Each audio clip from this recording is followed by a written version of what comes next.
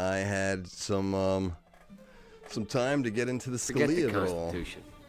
Let's just talk politics, you and me. It's very hard to answer. You began this line of questioning by answering me, never mind what the right of privacy consists of. I can't answer that question without knowing what you mean by the right of privacy. Sure, you can acknowledge whether or not you believe there is, in fact, let's start over again. Clean the slate. Do you believe that Americans as a whole believe that there is a right to privacy that they have, inherent, that they think they have a right to privacy? Do you think that's a deeply and profoundly held belief by American society? Whether it's found in the Constitution or found in natural law or found in their Bible or found in the Talmud, as a society. I mean, do you have any doubt that Americans believe? I'll give you that, Senator. I think Good man, right. I tell you, we're getting there. All right. Now, having said that, do you believe that is there any doubt in your mind that the Ninth Amendment, in conjunction with other amendments as it relates to particular assertions of particular rights of privacy? If I can find the Ninth Amendment here so I don't misquote it. Do you have the Ninth Amendment sitting there? Dig it out for me, will you? Roman numerals confuse me, Judge.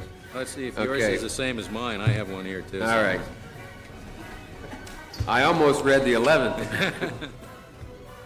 The enumeration in the Constitution of certain rights shall not be construed to deny or disparage others retained by the people.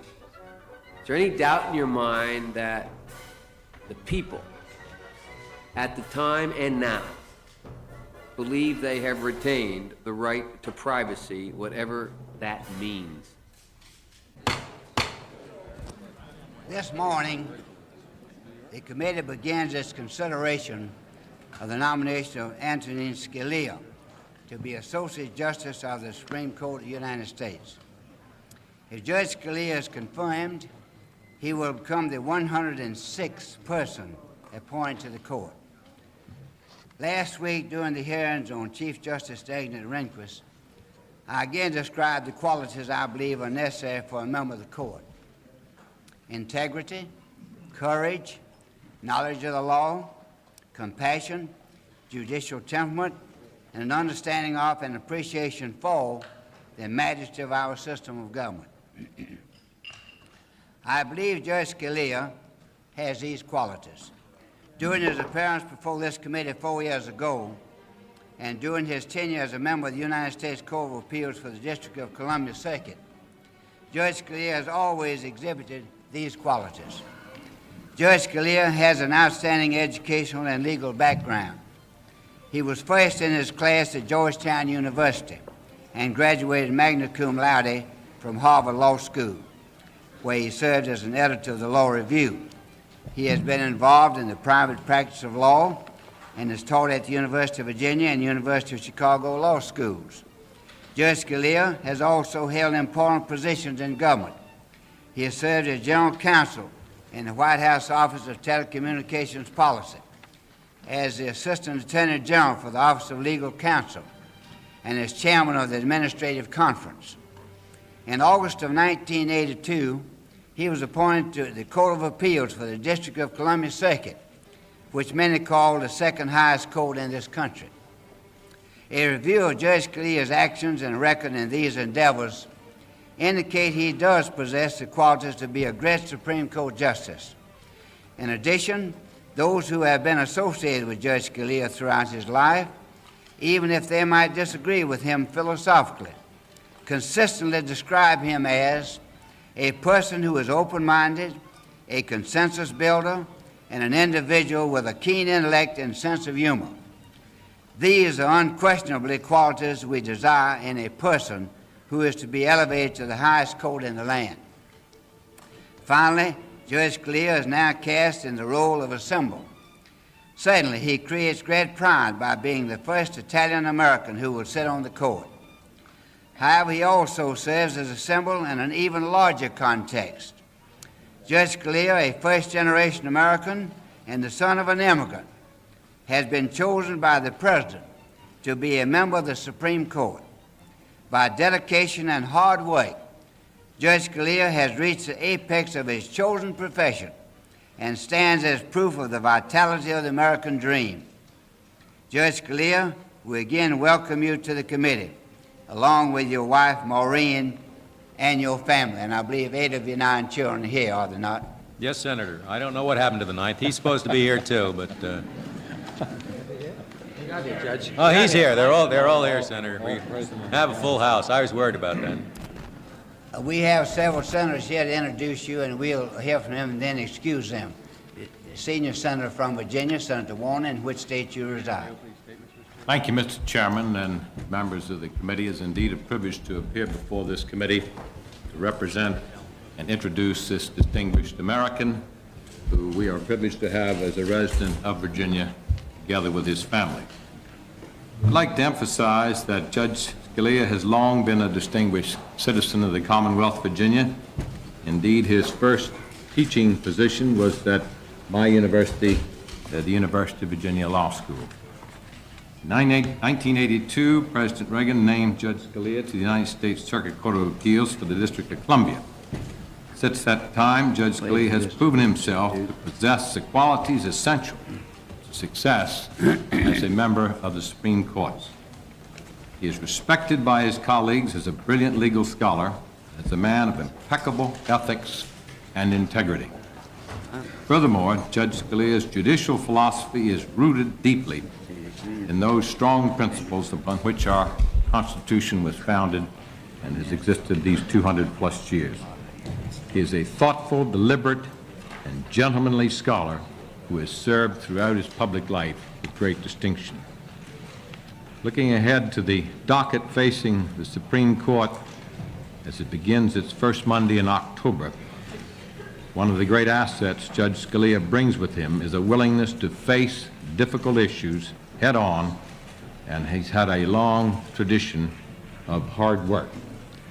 Finally, as the chairman pointed out, his abilities to successfully manage, together with his lovely wife, a family of 9 children, may indicate something about his temperament as a future justice of the Supreme Court. From his experience as a teacher, private practitioner, a published author, and a member of the U.S. Court of Appeals, Judge Scalia represents the ideal combination of credentials for membership on our highest court. I thank the chairman and the committee. Distinguished junior senator from Virginia, Senator Tribble. Chairman, I too am pleased to join my colleagues this morning in presenting to this committee Judge Scalia. Judge Scalia served with distinction as an attorney, as a teacher, and most recently as a judge on the U.S. Court of Appeals for the District of Columbia. In every position, Judge Scalia served with distinction. As a scholar and as a judge, he has demonstrated a rigorous intellect and a mastery of the tradition of American law. He will bring those same qualities to the Supreme Court. I have no doubt that Judge Scalia will build a long and distinguished record of service to the court and to our nation. I urge this committee act promptly and positively on this nomination. The distinguished senator from New York, Senator D'Amato. Thank you, Mr. Chairman. And I'm going to ask, Mr. Chairman, that the full text of my remarks be included in the record as if read in their entirety. Mr. Chairman, it's a great honor and indeed a privilege for me to be here with my colleagues to present to you and to the committee Judge Antonin Scalia as President Reagan's nominee to be a Justice of the United States Supreme Court. It's a source of great pride to all Americans, and particularly to all Americans of Italian descent, that this brilliant son of an immigrant is being nominated to our nation's highest court. Judge Antonin Scalia is the first Italian-American ever nominated to the Supreme Court and is a source of great, great pride to the Italian-American community. And Mama D'Amato, Judge, sends her best.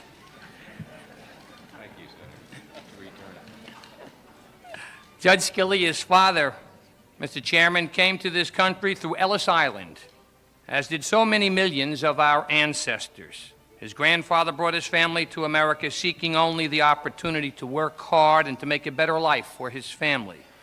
When Judge Scalia's father became a professor of Romance languages at Brooklyn College, he moved his family to Elmhurst in Queens, New York. Antonin Scalia attended high school at St. Francis Xavier Academy in New York City. He attended Georgetown University and graduated first in his class. At Harvard Law School, he was note editor of the Law Review and graduated from Harvard magna cum laude in 1960. Antonin Scalia has excelled at every area of the law to which he has turned his attention. After practicing with the well-known Cleveland law firm, he taught at the University of Virginia for 3 years and thereafter had an exemplary career in the law as a professor, as a practitioner of the law, and as a noted jurist. Mr. Chairman and members of the committee, I submit to you that Justice-designate Scalia has earned the great honor that the President has conferred upon him, and I am confident that Judge Scalia will be outstanding, not only as the first Italian-American justice to serve on the Supreme Court, but as one of the greatest justices of any background to serve on that court. And indeed, it's a great honor for me to be able to present him to this distinguished committee, this very distinguished nominee. Thank you, Mr. Chairman. Thank you. We appreciate you gentlemen being here and speaking and introducing Judge Scalia, and you're now excused, of course, remain if you care to. Senator Domenici and Senator Moynihan on the way, but we cannot wait. We'll proceed. Distinguished ranking member, Senator Biden of Delaware. For an opening statement. Thank you, Mr. Chairman. Judge Scalia, congratulations on being nominated by the President, your family must be proud, and they're a good-looking family, all of them. I have a brief statement. I ask unanimous consent that my entire statement be placed on the record as if read. Not objection. Let me say to you, Judge Scalia, and to my colleagues on the committee, that this hearing, although equally as important, is different than the hearing we had last week, in my view. We last week looked at the Chief Justice and the role of the Chief Justice. As one senator, I believe there's a distinction between the role of the Chief and the role of an associate. And secondly, we do not have 15 years of Supreme Court decisions to look at and to pore over, to make judgments about what your jurisprudential philosophy is, Judge. You do have 4 years on the Circuit Court, most of which the decisions I have read, a vast majority relate to administrative questions, very important, but nonetheless does not give us quite the full range of review that we have with regard to Justice Rehnquist. And therefore, I believe it very important that we spend some time today discussing, and you discussing with us as freely and as openly as you have a reputation for doing, your judicial philosophy. Therefore, I'm going to pursue about 6 areas, Judge, with you, based upon my review of your writings and your opinions. At the heart of my inquiry will be an effort to obtain a better understanding of how you view the Constitution as limiting the role of the federal government, or the government at all levels for that matter, in solving societal problems. First, I will seek to better understand how you view the Constitution as limiting the use of independent regulatory agencies and protecting the health and welfare of Americans. For example, are there constitutional limitations on what Congress can and should delegate to these regulatory agencies? And secondly, what is the proper role of the statutes in solving the problems that face this nation? How specific must Congress be in crafting these solutions? Would you place a straitjacket on my colleagues in terms of requiring such specificity that normal political processes could become, in fact, a logjam? Or where Congress by design leaves ambiguity, what role does the executive branch, the court in particular, and the legislative history have in determining how that ambiguity should be fleshed out? And thirdly, I want to talk to you about what standards should guide the Supreme Court in determining original intent, or to use your phrase, original meaning, as you prefer to say, of the Bill of Rights or of the Civil War constitutional amendments. And what do you mean by the notion that the courts should not create new rights under the Constitution unless a societal consensus, as if I read your writings correctly, exists for that new right? What would this have meant to the court that wrote Brown versus the board, or Baker versus Carr, or any number of other decisions? And what should it mean to a court which is going to face reconsideration of Roe v. Wade? And the fourth thing I'd like to talk to you about is what are your personal views on the proper scope of the concept of executive privilege, something we have some interest in of late here in this committee, especially when Congress seeks documents on a nominee pursuant to its constitutional responsibility to exercise its advise and consent function. The fifth area is what are your views on the First Amendment, especially as it relates to the freedom of the press and expression of speech through symbolic acts. And the sixth and last area I'd like to raise with you, Judge, as we go on today, is what is your view of the most elusive, but in my view, one of the most cherished principles, and that is the right to privacy.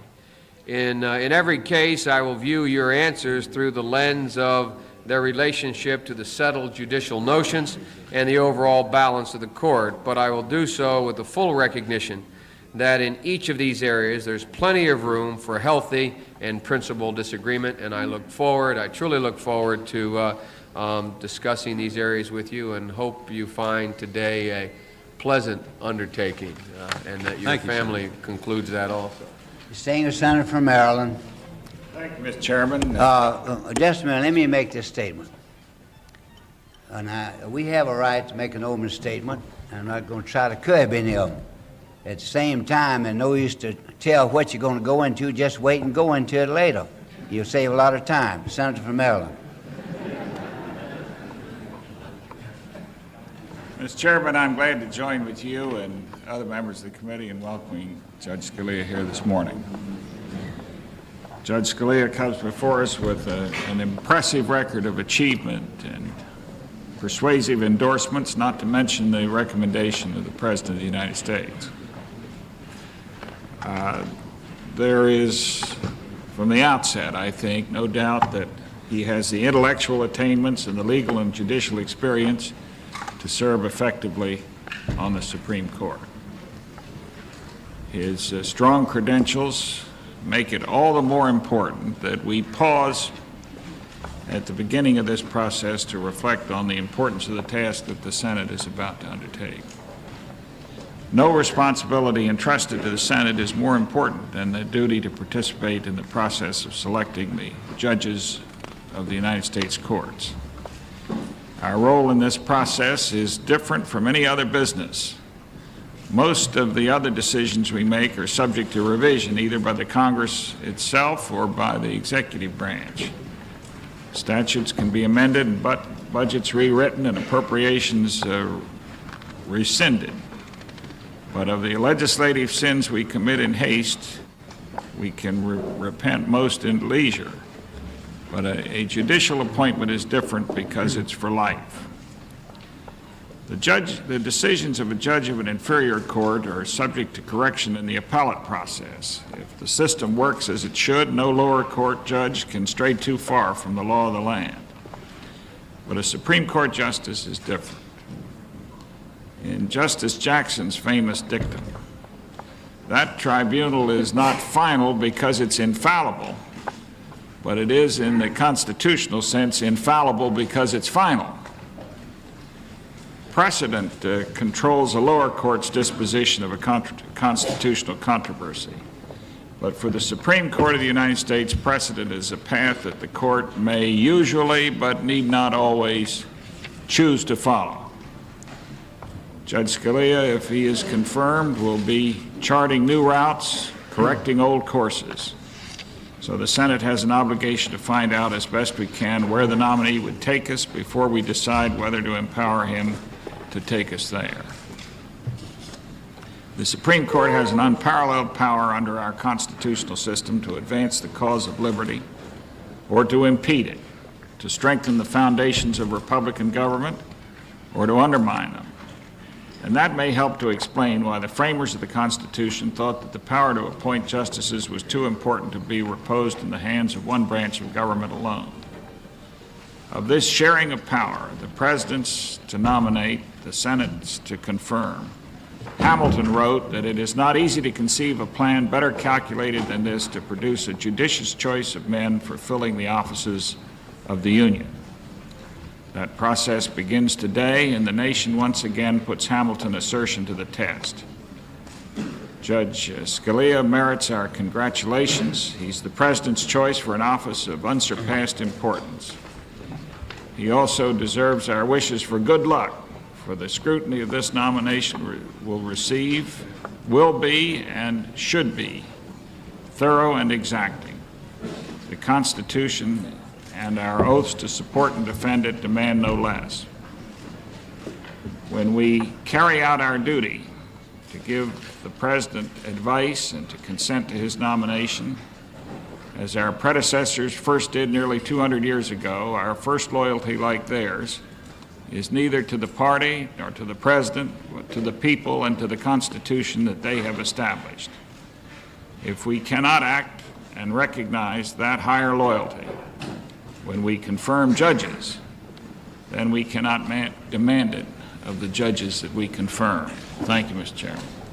Our next open statement by Senator Kennedy. Senator Kennedy, I know Senator Menace has come in, and Senator Moynihan, where is here too. Would you mind giving them 3 minutes each before you start? Welcome, my father. Senator Menace and Senator Moynihan, you all come around, and we took the senators Right there. before we started opening rounds, but you're not here, but save your time. Give that. And we'll take you now for 3 minutes each. You can put a full statement record if you want to, but if you take 3 minutes to give the thrust of it. Thank you very much, If I Mr. could, Chairman. the outset, we welcome Senator Domenici, we've had Senator D'Amato, and we have Judge Scalia, who all come from a certain ethnic background. If this establishes a precedent, I want the chair to understand we have 32 Irish men in the Senate. When there's an Irish nominee, the agenda will be very filled, but we're delighted to have Senator Domenici here this morning.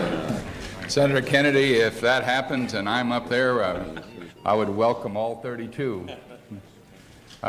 First of all, Mr. Chairman and members of the committee, I'm not here to discuss Judge Scalia's legal abilities, actually, because he's lucky that I'm not going to do that, because I heard that he wrote the opinion striking down Graham Rudman Hollings. But in any event, this is a great day for me, because I wouldn't miss this unless you wouldn't let me talk. You're all aware of the litany of successes, all the way from graduated summa cum laude from Georgetown, cum laude at Harvard, fellow at Harvard, prestigious law firm, professor at the University of Virginia, and on and on and on. That's many lifetimes worth of achievement for most of us.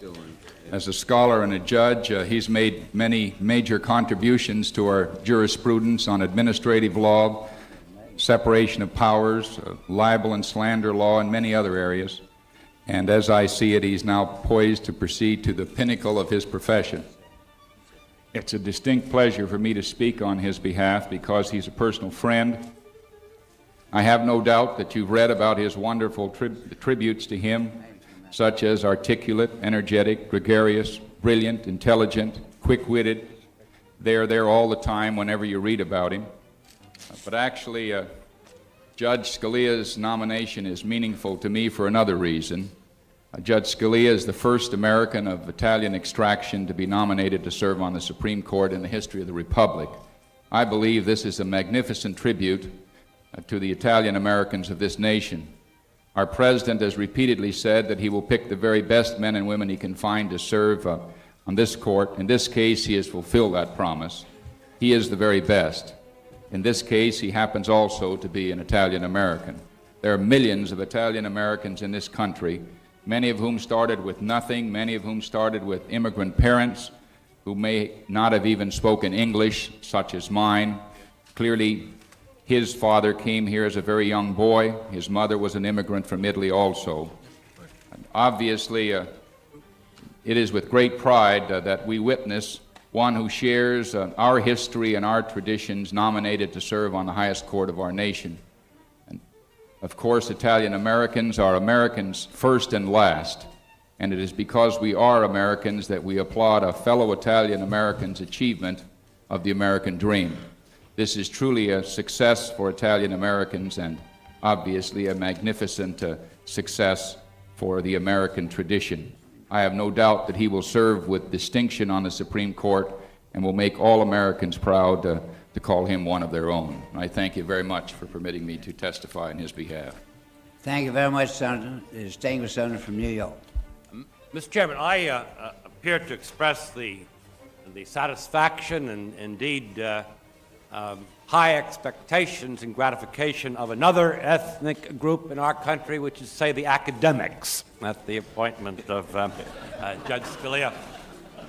He comes from a distinguished academic family. His father was a professor of Romance languages at Brooklyn College. He himself graduated from Xavier High School in Manhattan, went on to Georgetown, then to Harvard. He did practice law with great success for a period of about 8 years, but thereupon went into the teaching of law, which has been his avocation ever since. Judge Scalia's nomination by the President, by President Reagan, marks the first time a professor of law has been nominated to the court since Felix Frankfurter was nominated by Franklin D. Roosevelt. That's 47 years, sir. And 47 years between law professors is long enough. And I'm sure, on that note, I'd like to let you get on with these hearings. Thank you very much, Senator. Whilst, may I say also, expressing the appreciation of this member of the Finance Committee. Over the years, we've had more than one occasion when Judge Scalia has advised us, testified before us on constitutional issues regarding taxation. He has invariably been a source of counsel and guidance and good judgment in our view, and I commend him to this honorable committee. We thank you both for your presence and for your testimony. We'll now hear from Senator Kennedy. Thank you very much, Mr. Chairman. I want to begin by commending Judge Scalia on his nomination to the Supreme Court. At the outset, let me say that this nomination, certainly at this stage, raises fewer of the concerns that have led me to oppose the nomination of Justice Rehnquist to be Chief Justice. In my view, Justice Rehnquist's career of relentless opposition to fundamental claims involving issues such as racial justice, the equal rights for women, the freedom of speech, and the separation of church and state places him outside the mainstream of American constitutional law as an extremist who should not be confirmed as a Chief Justice of the United States.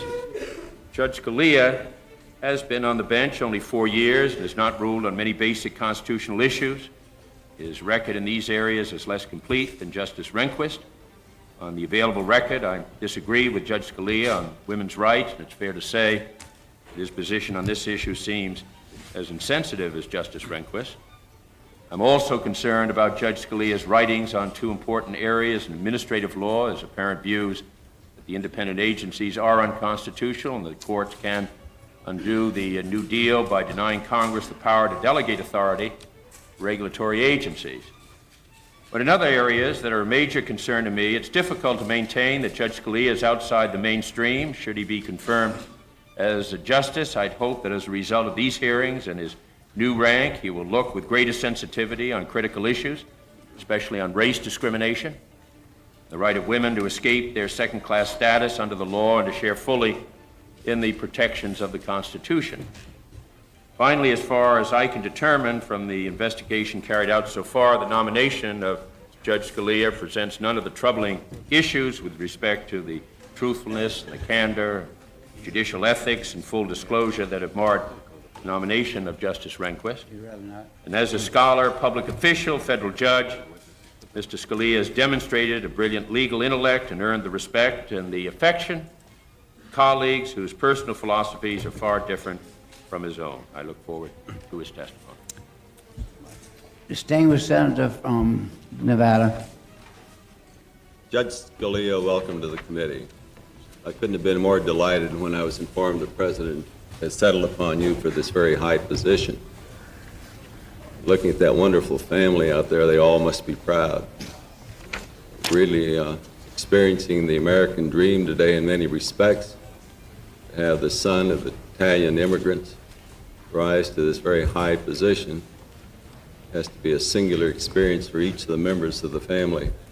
I have a strong suspicion that these are going to be very civil hearings, far more so than last week, because I can't think of one of my colleagues who would dare arouse the ire of the Scalia clan.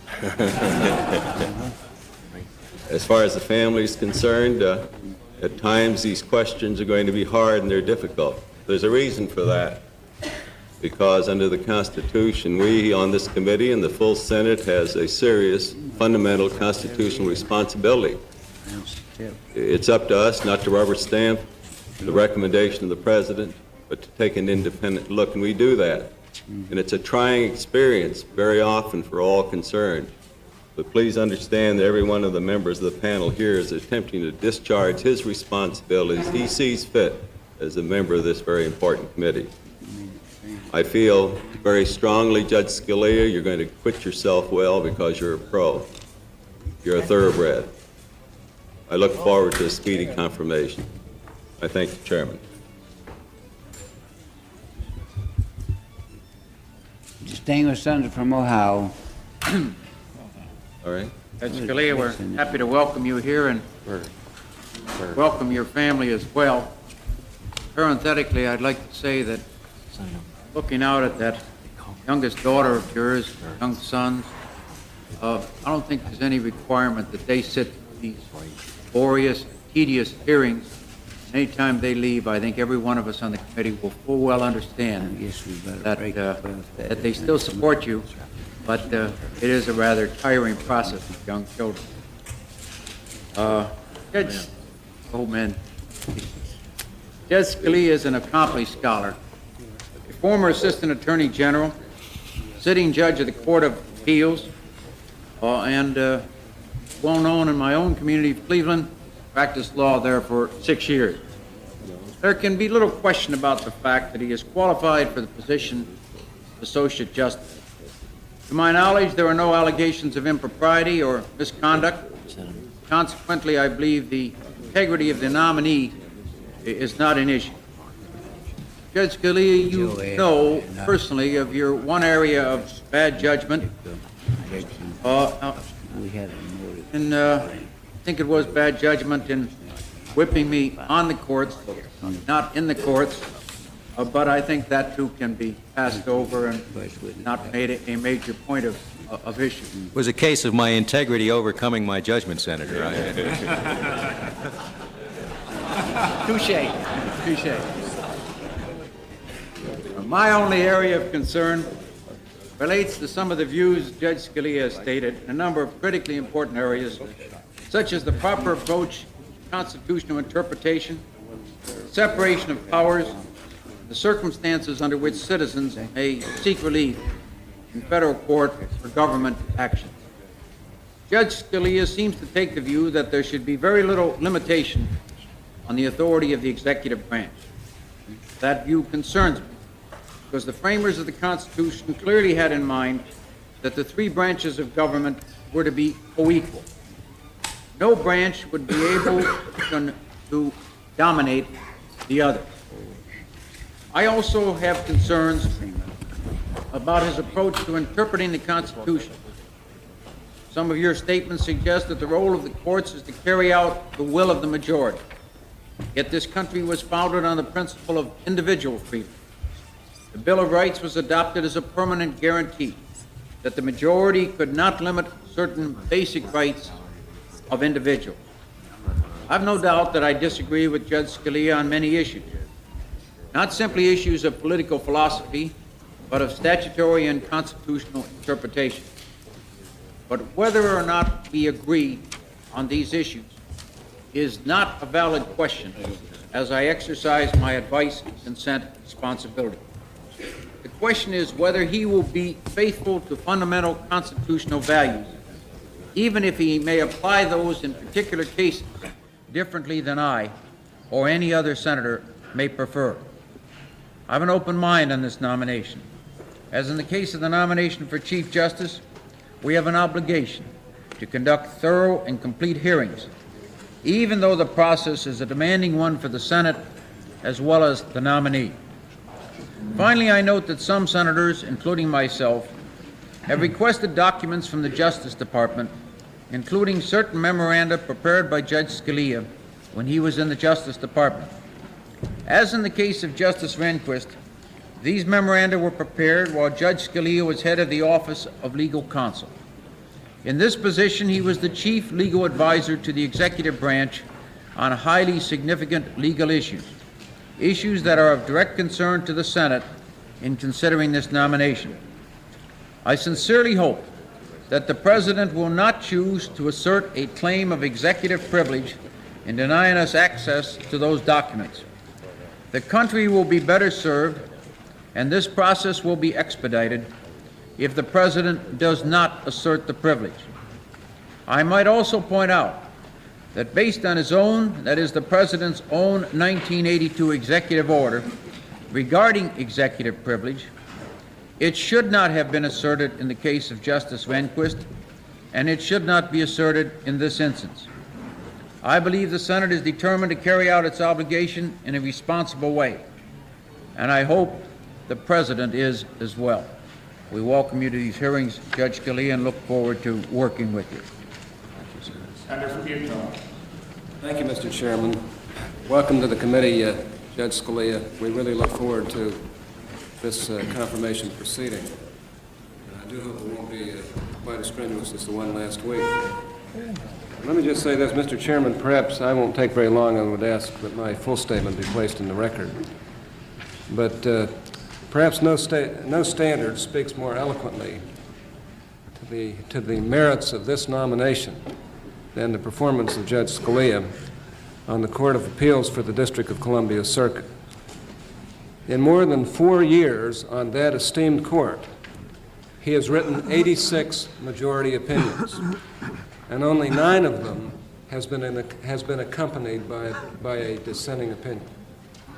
In other words, Judge Scalia has won unanimous approval for his views in nearly 90% of his written opinions.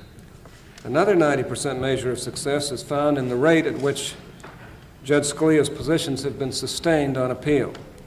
The Supreme Court has adopted his views 6 out of the 7 times his cases have been reviewed on appeal by the court that he is now being asked and appointed to join. This includes his courageous opinion in the Sinor case, which identified the separation of powers problems in the budget-cutting Graham-Rudman law. Now, these facts are high praise for Judge Scalia from those best positioned to adjudge his legal stature and ability. Those are his fellow judges.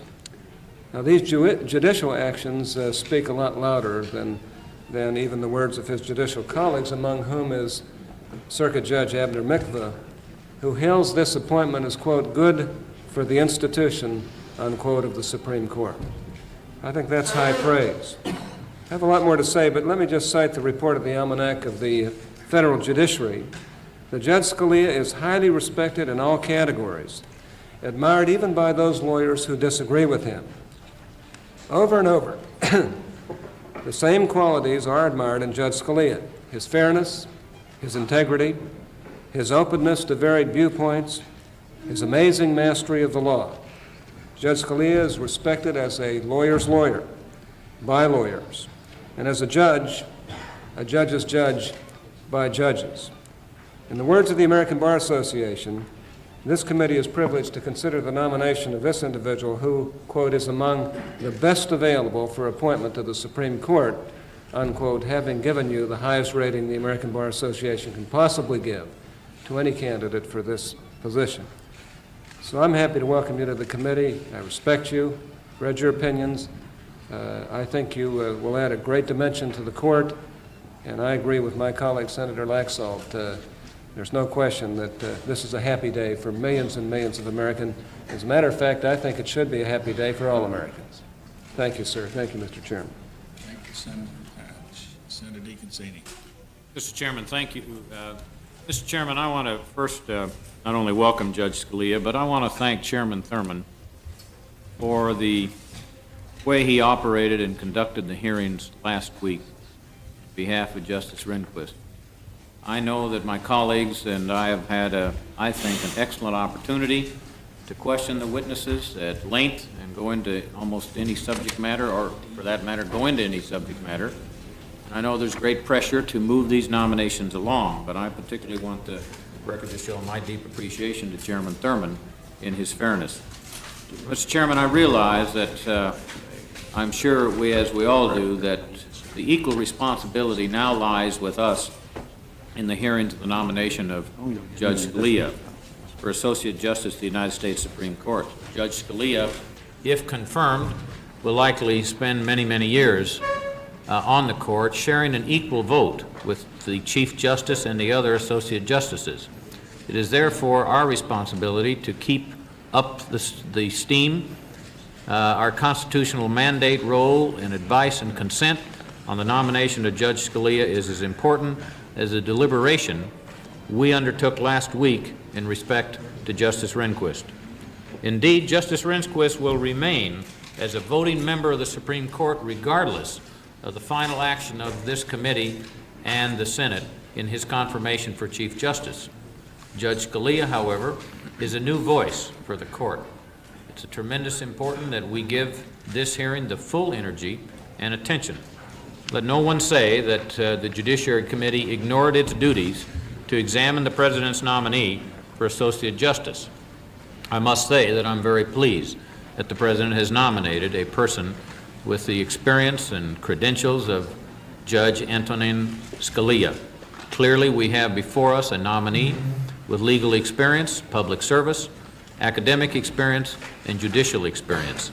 The American Bar Association has found that Judge Scalia meets the highest standard of professional competence, judicial temperament, and integrity. And I'm pleased to concur that he is indeed among the best available candidates for consideration. Judge Scalia comes to us from the D.C. Court of Appeals with an outstanding reputation.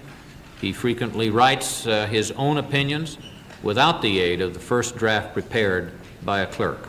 He prepares extensively for his oral arguments on his briefs himself. He is clearly a man who will make his presence felt on the Supreme Court. He's a hard worker, but one who is personable, and he shares a great deal of friends across the political spectrum in this town, and I'm sure in his own communities that he's lived. I take pride as an Italian American in noting Judge Scalia's heritage. In this year that our country has shown so much pride in celebrating the 100th anniversary of the Statute of Liberty, we can take note of the contribution of Judge Scalia, the son of an Italian immigrant. He is but another example of immigrants who have risen to outstanding positions in our government and served in the judiciary. As a first-generation Italian-American, Judge Scalia demonstrated that the rapid assimilation of immigration people pumps strength and vitality into this great nation. So I wish to join my colleagues in extending a warm welcome to you, Judge Scalia. Regardless of your personal opinions on the operation of the branch of governments, I hope you look forward, as I do, to these hearings. There will be some tough questions asked of you, and I'm sure you will meet those questions head-on as you have in your past life. But I believe that you are eminently qualified for this position and will serve this country well. Thank you, Mr. Chairman. Thank you, Senator Giussini. The distinguished senator from Wyoming. Well, welcome to the pit.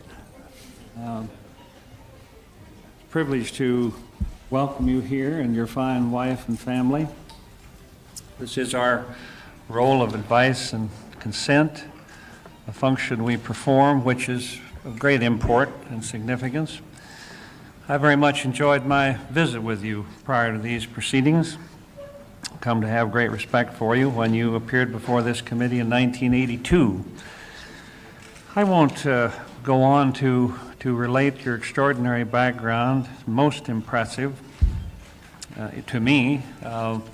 Your decisions are most impressive. I've actually read some of those, and it's marvelous the way you have that ability to bring that remarkable brilliance to a form where the common person can understand. That's what the law is all about. What good are we as lawyers or judges if the things we do for our clients or for a case cannot even be understood? So I'm impressed by that. Well, I would just share with you, I missed a day or two of the action last week while I was marrying off the oldest son. And I assume that you have been watching the attempted evisceration of William Rehnquist. The great hunters have been out to tack the pelt of Bill Rehnquist on the wall of the den. What an exercise. It's like that old Clint Eastwood movie, The Good, the Bad, and the Ugly. And it was, and it is. How curious to see how tough and ringy and red-faced we can get, to point and posture and pontificate, and ruffle up like a sage chicken, and even take a shot at the poor old Alfalfa Club. That is named after the plant that sends its roots deepest for liquid refreshment, thus the name. A patriotic and fun-filled evening which is held once a year and attended by every president for nearly 80 years. So that's very frustrating for me because these are my friends here at this panel, Democrats and Republicans alike. I admire, I respect them and enjoy them, regardless of their ideology. And we have broken bread together. None of them are perfect, I can assure you. I am not perfect, I can assure you. Then why the ritual? The known human frailties that beset us all, just the known ones, are enough to confound us and confuse us in our own lives. The unknown ones we do worse with. Who appointed us the scorekeepers? Who appointed us the judge? Who writes the exams here? And who grades them? Those roles are all self-appointed here. Well, we certainly washed all the laundry on Bill Rehnquist. I assume we'll do that with you. And yet not one of us here would want to sit right there at that table. We couldn't pass the test. We couldn't stand the heat. It's easier up here. Here we can brag and bluster and blather and almost like a comic book character you could invent to Captain Bombast. Pull the cape around the shoulders and shout the magic words, "Get him," and rise above it all in a blast of hot air. Now that's what we see. It's funny, but it really isn't very funny at all. Human beings are involved, real families and real hurt are out there in the real world of the inquisitors and the accused. And that is the word I wish to use. Not presidential nominee, the accused. How can we demand perfection of others now or in the past when we don't have that in ourselves? How can we expect perfection in legislating or in judging on a court or in the world of business or sports or assembly lines? Any task when we don't have it in our own lives? Well, not me. I've flunked out on perfection. I can tell you an awful lot about my imperfections, but not much about the perfect Simpson. And so we have listened, and I don't know what the mixed bag will be for you, but it will be curious. But we have listened before to ballot security in days when you were by law to ask people if they could read the Constitution of the United States before they could vote. That may be harassment in some other state. In Wyoming, it was the law. Repugnant, bad law, but the law. Memos of a young law clerk, memos of a young lawyer, memos to a judge, memos that fit, memos that didn't fit, memos and decisions that were made were ill-considered, ill-advised, or a little dumb or dull. Restrictive covenants contained in deeds on my family home in Cody, Wyoming in 1931, yours somewhere along the line. That's the way they used to do their tricks in those days. Repugnant, unconstitutional, disgusting, but there, in the home of every one of us, or our parents, or our grandparents. How fascinating. Stonewalling, wiretapping, cover-up, Lord sacred, one of us here at this table had dabbled in all that mystery.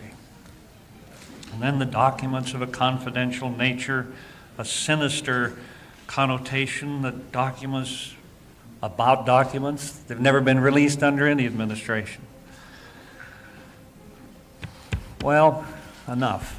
3 sitting members, though, of this United States Senate, right now, voted against the sweeping Civil Rights Act of 1964. Do we keep score on them? Do we let them know we will never forgive? They changed, they listened, they adopted, they adapted, and they learned. Don't others get that leeway in this particular arena? Oh, I tell you, I can hear it now. Oh, Simpson, you old silly. There is a higher standard here for the Attorney General or for the Supreme Court or for the District Court. There is a nobler and higher yardstick for the Chief Justice or the Justice.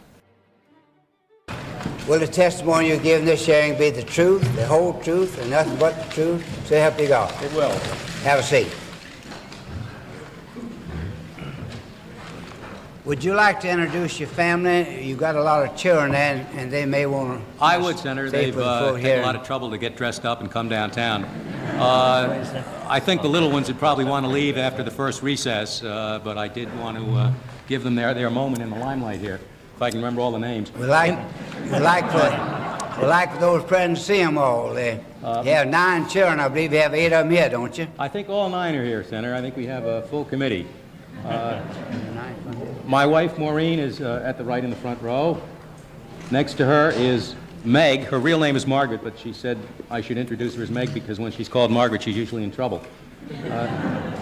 Catherine, Christopher, Matthew, and in the next row from the other end, Mary, Ann, my oldest, Eugene, John, Paul, and that's it. You have a good memory. But don't try me on the ages, Senator. I'd also like to introduce, Senator, behind me, my law clerk, Patrick Schultz, who's helped me in getting together the materials I'll probably need for this hearing.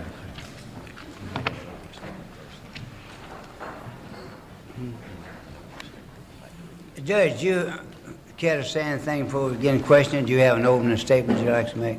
No, I don't, Senator, except to express my honor at being nominated by the President and the fact that I'm happy to be here and look forward to answering the committee's questions. Now, I believe Senator Biden suggested we have 20 minutes for the opening round until we get around. Then if we have a second round, it'd be 10 minutes from then on. Same way we did in the relinquished hearing. Senator Grassley, did you ever make an opening statement? Yes, sir. Thank you. Judge Scalia, there are some very obvious differences in the roles of a Circuit Court of Appeals judge and an Associate Justice of the Supreme Court. The most glaring difference, I suppose, is that the Supreme Court has the final word on what the law is. It is the final ruling in the appeals ladder and can be overruled on constitutional interpretations only by a later Supreme Court decision or by constitutional amendment. What do you view as other major differences in the role of a Circuit Court judge and an Associate Justice? Well, I think you've correctly identified the major one, that there's no one to correct your mistakes when you're up there, except the constitutional amendment process. In a way, there's a lesser body of law to look to as a circuit judge. I accept as precedent not just the opinions of the Supreme Court, of course, but the earlier opinions of my own circuit, and accept as very persuasive the opinions of other circuits. So it's a much more vast body of law that I have to consult in order to make my decisions. At the Supreme Court level, the most persuasive precedent is just Supreme Court precedent, although to some extent lower court opinions are looked to, but it's not nearly as important. I think you put your finger on what the main difference is, and that is that at the circuit court level, the opinions of the Supreme Court are the last word, and we follow them unwaveringly. At the Supreme Court, that is not quite the situation. The Supreme Court is bound to its earlier decisions by the doctrine of stare decisis, in which I strongly believe. Other than that, I suppose it's more difficult to be sitting in a panel of 9 judges all the time. On my circuit court, we now have 11, and when we sit in bank, it's a much more ponderous group to bring to a consensus than is a panel of 3, which is the normal panel. I expect that would be quite a difference. Judge Scalia, as we rapidly approach the 200th anniversary of the Constitution of the United States, many Americans have begun to express their views about the reasons for the amazing endurance of that great document. Would you please share with the committee any views you may have regarding the success of the Constitution and its accomplishment of being the oldest existing Constitution in the world today?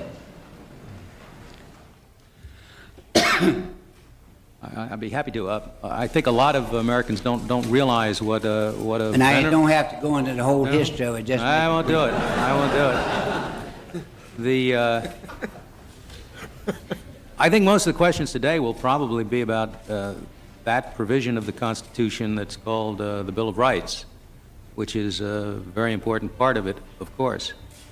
But if you had to put your finger on what's made our Constitution so enduring, I think it's the original document before the amendments were added, because the amendments by themselves don't do anything. The Russian Constitution probably has better, or at least as good, guarantees of personal freedom as our document does. What makes it work, what assures that those words are just not hollow promises, is the structure of government that the original Constitution established. The checks and balances among the 3 branches in particular, so that no one of them is able to run roughshod over the liberties of the people as those liberties are described in the Bill of Rights. If I had to put my finger on what it was that's made the difference, that's it. Judge Scalia, under the Constitution, certain functions are reserved to the federal government and others to the states, or rather they've been delegated to the federal government and others reserved to the states. Would you describe in a general way your view of the proper relationship between federal and state law?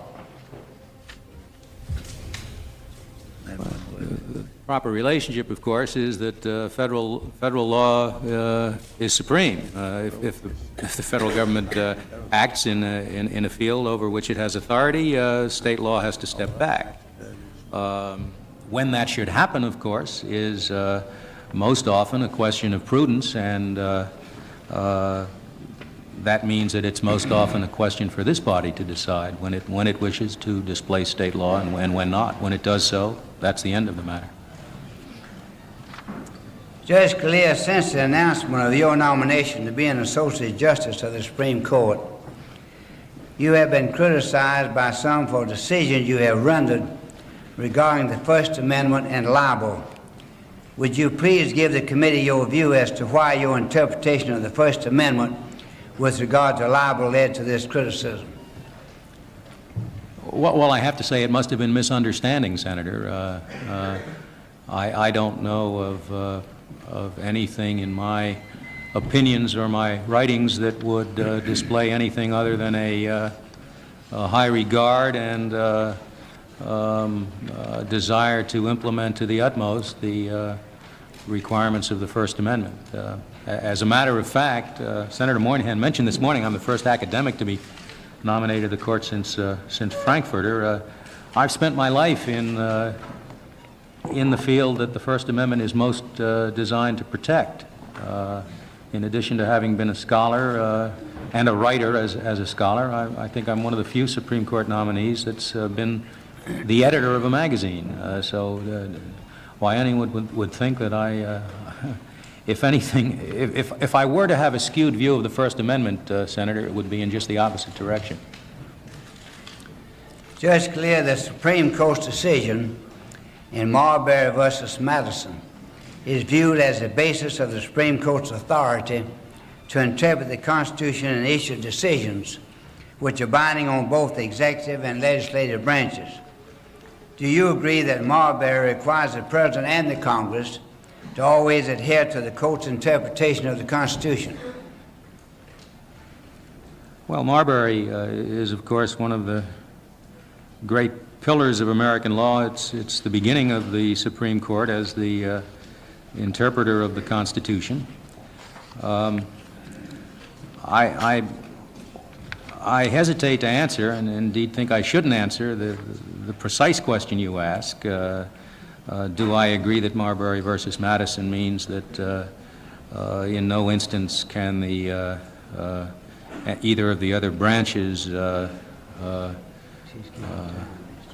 call into question the action of the Supreme Court? As I say, Marbury versus Madison is one of the pillars of the Constitution. To the extent that you think a nominee would be so foolish or so extreme as to kick over one of the pillars of the Constitution, I suppose you shouldn't confirm him. But I don't think I should answer questions regarding any specific Supreme Court opinion, even one as fundamental as Marbury versus Madison. If you could conclude from anything I've written or anything I've said that I would ignore Marbury versus Madison, I ought to be in trouble without your asking me specifically my views of Marbury versus Madison. Yeah. Judge Scalia, 20 years have passed since the Miranda versus Arizona decision, which defined the parameters of police conduct for interrogating suspects in custody. Since this decision, the Supreme Court has limited the scope of Miranda violations in some cases. Do you feel that the efforts and comments of top law enforcement officers throughout the country have had any effect on the Court's views? And what is your general view concerning the warnings this decision requires? Now, I want to make this statement. Any question that's asked about decisions of the court, if you prefer not to answer them, if you say so. No, I don't think, I didn't take that anything question that may come before the court, I don't want you to feel obligated to answer. As to the second part, Senator, what do I think of those warnings? I'm happy to answer it as a policy matter, assuming the question is not, what do I think as to the extent to which those warnings in one circumstance or another are required by the Constitution. As a policy matter, I think, as far as I know, everybody thinks it's a good idea to warn a suspect of his rights as soon as is practicable. I don't know anyone that thinks it should be otherwise. As soon as the suspect is brought within the control of the police, he should have knowledge of what his rights are as a policy matter. The other part of your question, if I recall, was do I think the Supreme Court has been influenced by the views of police officers and law enforcement officials? I suppose. I don't think the Supreme Court lives in a vacuum. It reads the newspapers. I suppose it's influenced by the reaction of the society to its decisions. At least I hope it is. I think it should be. One would not know whether one's decisions are doing good or bad unless one consulted the effect of them. Judge Scalia, in 1972, the Supreme Court in Affirmative versus Georgia struck down the death penalty provisions in federal and state law on the basis that under the statutes the death penalty could be imposed in an arbitrary and capricious manner. In 1976, the Supreme Court, in a series of cases beginning with Gregg versus Georgia, held that the death penalty was constitutional when imposed under certain procedures and criteria. In the years subsequent to these decisions, the Supreme Court has reviewed many challenges to death penalty statutes. Do you feel the Supreme Court has now provided sufficient guidance in this area? Whether it's provided sufficient guidance, I'm not sure I have the data that I'd need in order to answer that question. It's always a difficult problem. One of the hardest problems, I think, for an appellate judge is how broadly one wants to write an opinion. Certainly providing guidance is one of the purposes of an appellate opinion. So you can write an opinion very broadly, which will answer all the questions for the next 50 years, or you could write it very narrowly and just answer this particular case and let the next one come up when it does. It's a hard call as to how far you go in one direction or another. I really don't know whether the Supreme Court has been as informative as it could be or should be. I think it's, I have to say, not having been there, I'm sure they did what they thought was the best. Judge Scalia, there are approximately 1,300 inmates under death sentences across this country. Many have been on death row now for several years as a result of the endless appeals process. Would you favor some limitation on the extensive number of post-trial appeals that allow inmates under death sentences to avoid execution for years after commission of their crimes? Well, Senator, nobody likes frivolous appeals, I suppose, in any matter, criminal or civil. But to the extent that your question is asking about legislation, I shouldn't have a view about it. And to the extent it's asking about whether the Supreme Court ought to change its view of what the law requires to provide fewer appeals, I ultimately will have to have an opinion about it, but shouldn't set it forth here. Judge Scalia, in the last several decades, we have seen a steady increase in the number of regulatory agencies which decide a variety of administrative cases. I realize that the scope of judicial review of these administrative cases vary from statute to statute. However, as a general rule, do you believe that there is adequate opportunity today for the appeal of administrative decisions to the federal courts, and do you believe that the standard of review for such appeals is appropriate? Again, I remind you, anything you feel that you should not answer, any matter you may feel will come before the court. No, I don't think that will. I mean, appropriate, I assume you're saying appropriate. You know, Congress can alter the standard of review considerably. I'm not aware of any great dissatisfaction in the administrative law community, and I think I'm fairly familiar with that community, having been a denizen of it for a number of years. I don't know that there's any great dissatisfaction with the general scope of review of administrative action that now exists, which is essentially an arbitrary or capricious standard. The fine call is for the agency, and the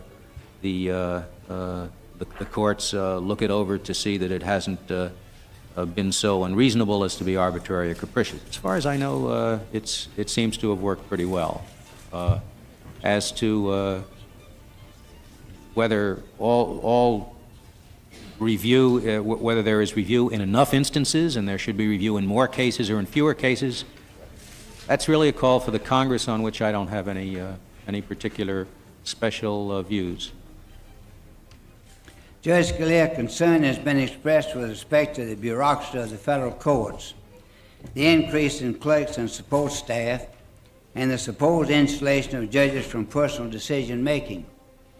At the same time, the workload, the increase in complicated cases which raise technical scientific issues and other highly specialized disciplinary matters, suggests that judges and justices need more and more specialized assistance.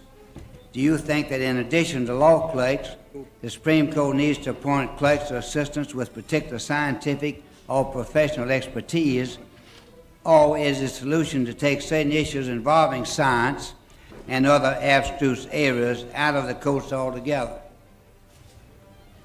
Or is there some other solution? No, I think you have them there, Senator.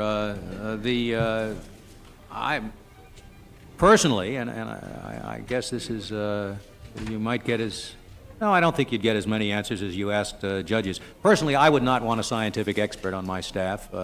Institutions tend to do what you give them the capability to do. And if you give courts scientifically expert staff, they are going to become bodies that inquire into the scientific rights and wrongs of particular decisions. And simply the way our system is set up, those scientific judgments have been left to the Congress to make when it passes legislation, and to the executive to make, and to an even greater degree, by delegation from the Congress.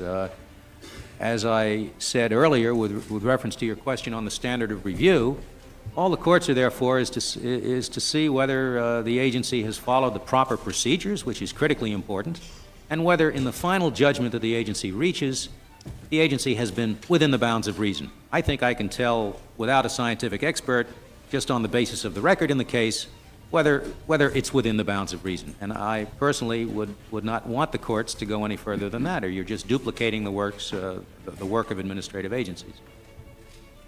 Judge Scalia, do you believe that the court has given sufficient consideration to relevant economic analysis in evaluating the effects of restraints of trade? And are you satisfied with the guidance that the court has provided on the proper role of economic analysis in antitrust law? Senator, antitrust law has never been one of my fields. Indeed, in law school, I never understood it. I later found out in reading the writings of those who now do understand it that I shouldn't have understood it because it didn't make any sense then. As to whether the court has, so I really am in no position. All I can tell you is hearsay, Senator. From those who follow the field, I do understand that the rules have changed in recent years, and that the court is applying the principles and the data that economists have accumulated over the years regarding the sensible application of the antitrust laws. But I haven't had a single antitrust case since I've been on the D.C. Circuit, and I haven't complained about that either. Judge Scalia, Chief Justice Berger, and others have complained about the poor quality of advocacy before the nation's courts, including advocacy before the Supreme Court. Do you feel that legal representation is poor? And if so, what, in your opinion, should be done to improve the quality of this representation? Senator, I can only speak for my own court, and before my court, it's excellent. I can't speak highly enough about the bar that practices before me. I think an enormous proportion of highly competent lawyers who do fine work not only for their client but for the court in informing us of the issues of law that we have to decide. On the basis of what I see before my court, which is maybe not a typical court, the advocacy is good.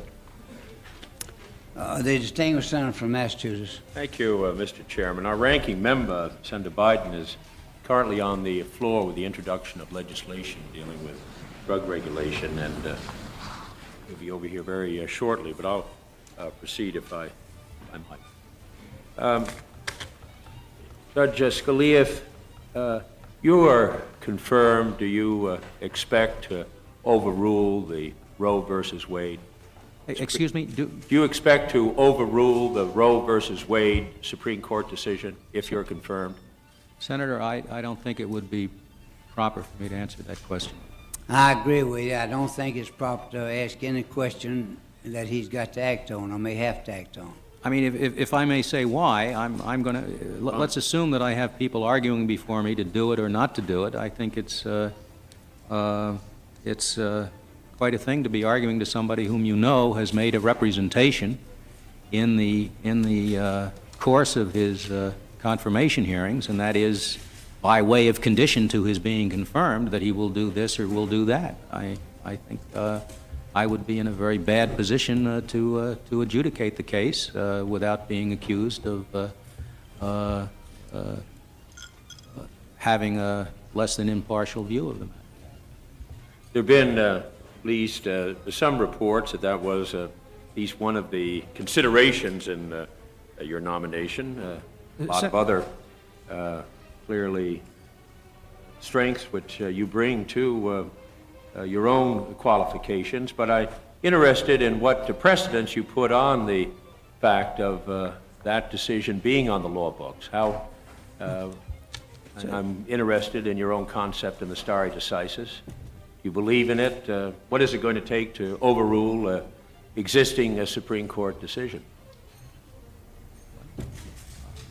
As you know, Senator, they are sometimes overruled. I'm interested in your view. My view is that they are sometimes overruled, and I think that. But what weight do you give them? I will not say that I will never overrule prior Supreme Court precedent. I think that's. What weight do you give the precedents, Supreme Court? I mean, are they given any weight? Are they given some weight? Are they given a lot of weight? Or does it depend upon your view? Which doesn't depend on my view. It depends upon the nature of the precedent, the nature of the issue. Let's assume that somebody runs in from Princeton University, and on the basis of the latest historical researches, they have discovered a lost document that shows it was never intended that the Supreme Court should have the authority to declare a statute unconstitutional. I would not necessarily reverse Marbury versus Madison on the basis of something like that. To some extent, government, even at the Supreme Court level, is a practical enterprise. There are some things that are done, and when they're done and you move on. Now, which of those you think are so woven into the fabric of law that mistakes made are too late to correct, and which aren't, that's a difficult question to ask. To answer, it can only be answered in the context of a particular case, and I don't think that I should answer anything in the context of a particular case. Well, do I understand that your answer with regard to Supreme Court decisions is that some of them are more powerful or more significant than others in terms of their how you would view in overruling them or overturning them? Yes, I think so, Senator. May I supplement? And you're not prepared to say on this issue where that decision comes out, as I understand. That's right, Senator. And maybe I can be a little more forthcoming in response to your first question. As you followed it up, you said that, some thought that that's why I was going on to the court or something like that. I assure you, I have no agenda. I am not going onto the court with a list of things that I want to do. My only agenda is to be a good judge. I decide the cases brought before me, and I try to decide them according to the law as I can best figure it out. But it's not a programmatic matter as far as I'm concerned. Well, that's part of this whole process, giving you an opportunity to speak to those questions, but it also is a part of this process to find out what kind of relevancy you give to previous court decisions and how significant they are in terms of your own legal experience and when they might be overturned or when they might not be. And as I gather from your answer, that's kind of a variable, that some have a stronger standing than others, and that's your view. But in terms of that particular view, you're not prepared to indicate, at least in that case, in the Roe versus Wade case, where you come out as to whether you feel that is a strong precedent or a weak precedent. But evidently you believe that some precedents are weaker and some are stronger in the doctrine of stare decisis. And nobody arguing that case before me should think that he's arguing to somebody who has his mind made up either way. Well, then what is the relevancy of the previous decision? Does that have any weight in your mind? Of course. Well, can you tell us how much? Or? That's the question you asked earlier, Senator, and that's precisely the question I do too. Depends on the case, doesn't it? Well, let me go to another kind of question about that you talked about overruling precedents, and that evidently some have a greater weight than others. I think all of us certainly here are familiar with the decision by the court of the Graham-Rudman case. We're also less familiar, but increasingly more familiar, of the decision in the district court.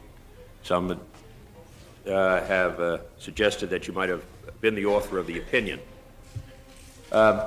Whatever that might be, there's a clear indication about questioning the roles of the independent agencies and the allocation of certain executive powers to those independent agencies. This was, I think, probably decided 1935 as to uphold their constitutionality, and I think maybe you want to comment whether this decision in the district court, how it really fits into that particular holding about the allocations and the authority of the independent agencies. I don't think it affects it at all, Senator. The three-judge district court decision in Sinar decided the case on the assumption that that the decision in Humphrey's executor permitted the prohibition by Congress of presidential removal except for cause. It was done on that assumption. Well, there'll I think be an opportunity, I think, at greater length to go into that particular decision and to try and draw out what the courts are really saying about the continued strength of the independent agencies in terms of their constitutional standing. Senator, okay. Before that happens, let me tell you a problem I have of discussing it even generally, not in the context of a particular Supreme Court. We have pending, not in the Supreme Court, but before the court that I'm now sitting on, so that it'll be a problem for me whether I'm confirmed by this by the Senate or not. We have pending before us a suit challenging precisely the constitutionality of the restrictions on removal of the members of the Federal Trade Commission. Right. So I am very much constrained about speaking. Well, let me we'll back up a little bit because I'm more interested in your approach to these issues. We have seen very strenuous action in the Congress over the period of 30, 50 years in terms of creating a safe workplace for the American worker. Congress addressed the whole abuses in the child labor laws. We've tried to address the issues in terms of sweatshops, other areas where there's been very significant exploitation of the American worker. One of the newer areas where the Congress has addressed is on the issue of occupational health and safety. This is an area which the Congress has spoken very clearly. Nonetheless, the complexity, very few of us in the Senate, I don't think any now, we did have some, are doctors. These are complex issues. And if it's the decision of the Congress and the Senate that these kinds of decisions are going to be relinquished to an independent agency to attempt to provide for what is a congressional responsibility in terms of the protection of the workplace, and that we are going to give that function to an agency that will draft various rules and regulations. I'm interested in how troubled you are about it, because I have reference to an article that you wrote on note on the benzene case, in which Judge Rehnquist had a dissenting comment, in which you also expressed a view, which I would think, if it became a majority position, certainly with regards to the occupational health and safety division, would probably mean that that particular agency would be effectively eliminated. I'm interested in your comments, whether I'm You're asking now not about removal power, but about yes. excessive delegation. Exactly. And if I could just add to that, one of the points that you raise is the question of vagueness in terms of the drafting of various statutes. I would just interested as a legislator trying to find out where we're going, quite frankly, with you, Mr. Justice, would also, as someone who spent a good deal of time, know that certain language has to be vague in order to permit decisions by, say, medical personnel to be able to draft certain flexibility. Hopefully they're not vague, but they provide a degree of flexibility in order to get the job done. And I'm just wondering what message we ought to have in terms of the future if we're going to run into problems on this. Well, again, I'm reluctant to talk about what what Scalia will say in the future. I can't talk about what he said in the past, and I think you have me on the wrong side on the matter of help me out of broad delegation. The fact is, in the Sinar case that we were discussing earlier, the principal attack on the legislation was that it was unconstitutional because of the excessiveness of the delegation. And the three-judge district court on which I sat rejected that argument, did not sustain it. The article that you have there, which is an article from Regulation magazine that I used to be editor of at one period, I don't think, I think you read it incorrectly if you view it as an attack on the constitutionality of broad delegation. To the contrary, I think if I recollect the article you're referring to correctly,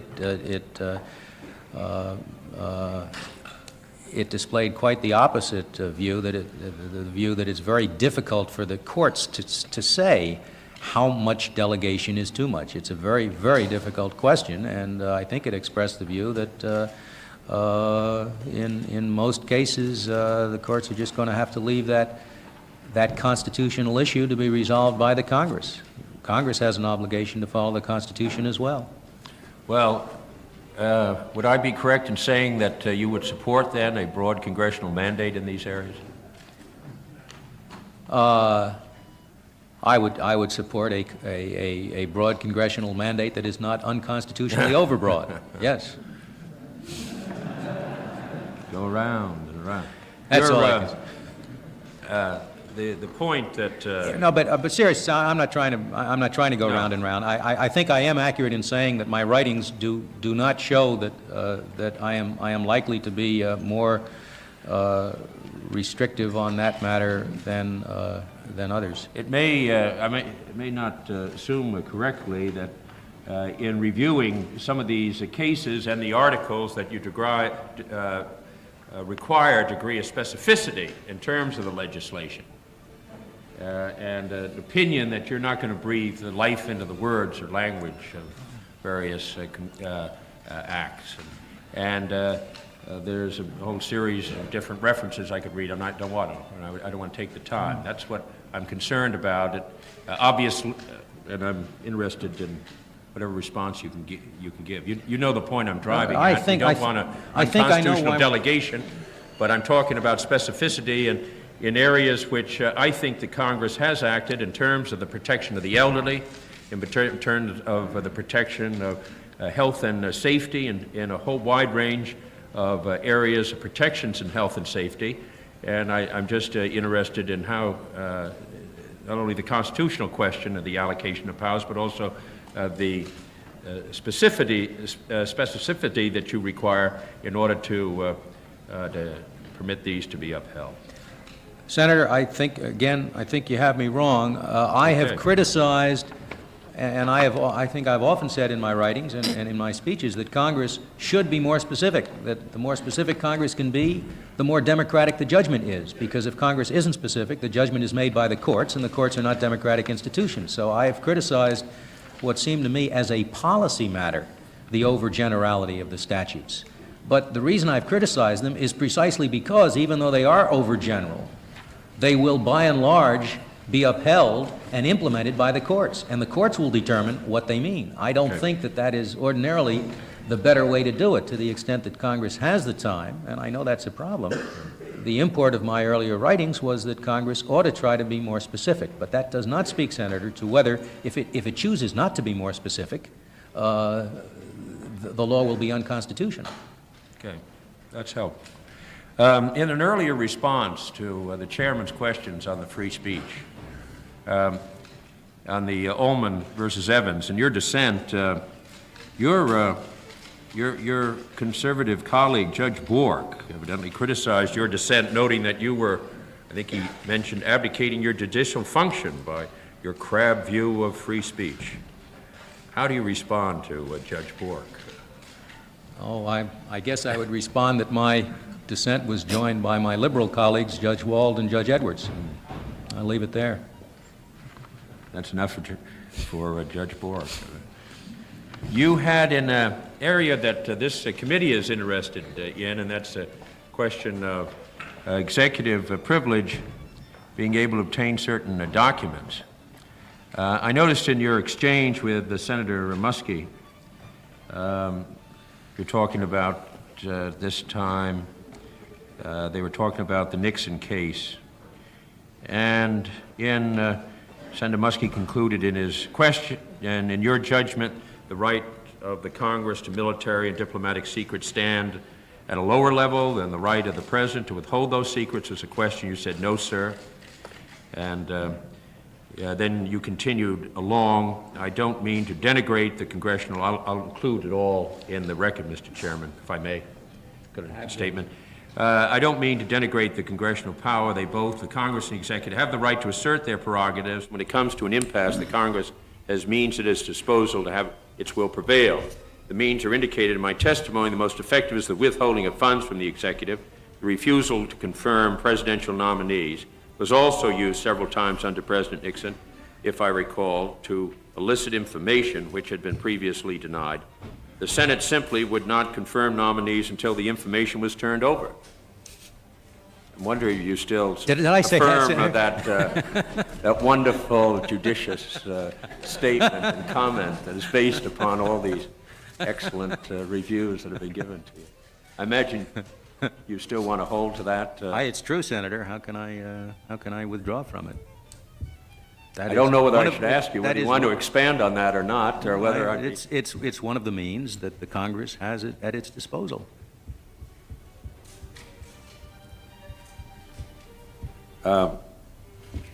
In another area, Judge Scalia, this is on the questions of national security and individual rights. We have gone through a rather important period in past history in the early 70s, where we were trying to balance national security interests against the First Amendment. And we've seen recent histories taught us to scrutinize the claims of the executive branch when inhibiting the possibility of inhibiting free speech and association of press and right of dissent under the names of national security. And I just was interested in hearing your own attitude, how you as an individual view the role, whether you view the role as an umpire in our federal system, whether the competing First Amendment and between First Amendment and national security claims, or are you going to give the complete basic and overwhelming presumption to those who make the claim, or are you going to examine in some detail the background for such a claim, or how you'll approach the issue generally? Well, I will certainly approach it with an awareness of the importance of both of the elements that are in contention there. The First Amendment is of enormous importance, the ability of the people to speak, to learn, and on the other hand, the national security is often national security interest is often of great importance. That's the worst problem about being a judge. It's never something on one side. I mean, you can be criticized for coming out against the First Amendment, and one never hears what's on the other side of that case. There is always some important interest on the other side, or it would not be a case. I can't be any more specific in response to your question, except to say that I'm seriously interested in both of the principles, both of the concerns that arise in those cases. I am aware of the importance of the First Amendment, and will give it the full weight that the Constitution accords it. The reason I bring that up is because when it was alleged and charged for national security reasons, we found the gross abuse of all these individual rights and free assembly during another period, the early period of the 1970s, where we had extensive unauthorized, unconstitutional wiretapping, mass surveillance, and questions of First Amendment rights. I hear my time is up. I thank you. In fact, thank you, Mr. Chairman. Thank you. Thank you. Stangerson from Maryland. Thank you, Mr. Chairman. Judge Scalia, as you well know, one of the special qualities that a judge must have is the ability to put aside very deeply felt personal beliefs in order to apply the law and the Constitution fairly and equitably to every litigant who stands before him. Your exchange with Senator Kennedy on the subject of Roe versus Wade suggests an area where you have written, and I'm not trying now to lead you down the pathways of the future, we'll look down the road of the past. But you've written on the subject of Roe versus Wade, and while I don't pretend to be an expert on every word you've written, I believe you have expressed doubts about that decision both on moral grounds as well as on jurisprudence. Is that correct? I'm not sure. I'm not sure the latter's true, Senator. I think I may have criticized the decision, but I don't recall passing moral judgment on the issue. But I agree with your opening statement that one of the primary qualifications for a judge is to set aside personal views. However it may be with your article on Roe versus Wade, the problem remains. What does a judge do about a very deeply held personal position, personal moral conviction, which may be pertinent to a matter before the court?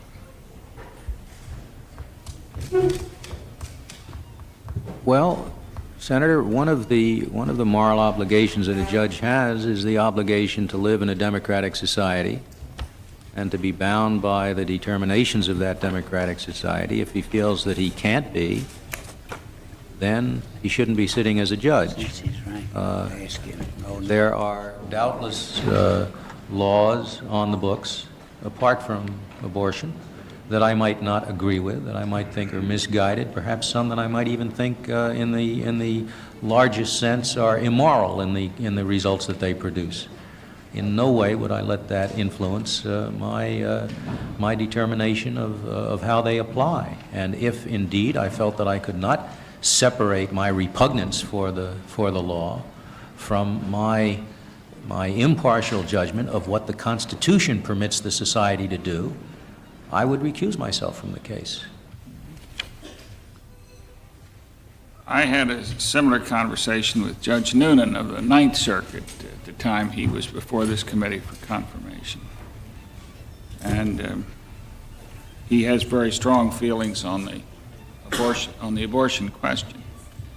But he came out about the position that you've just expressed, that it would be necessary, if not desirable, for him to recuse himself on cases that touched so closely on that issue in which he had been an advocate and a strong spokesman working in that field.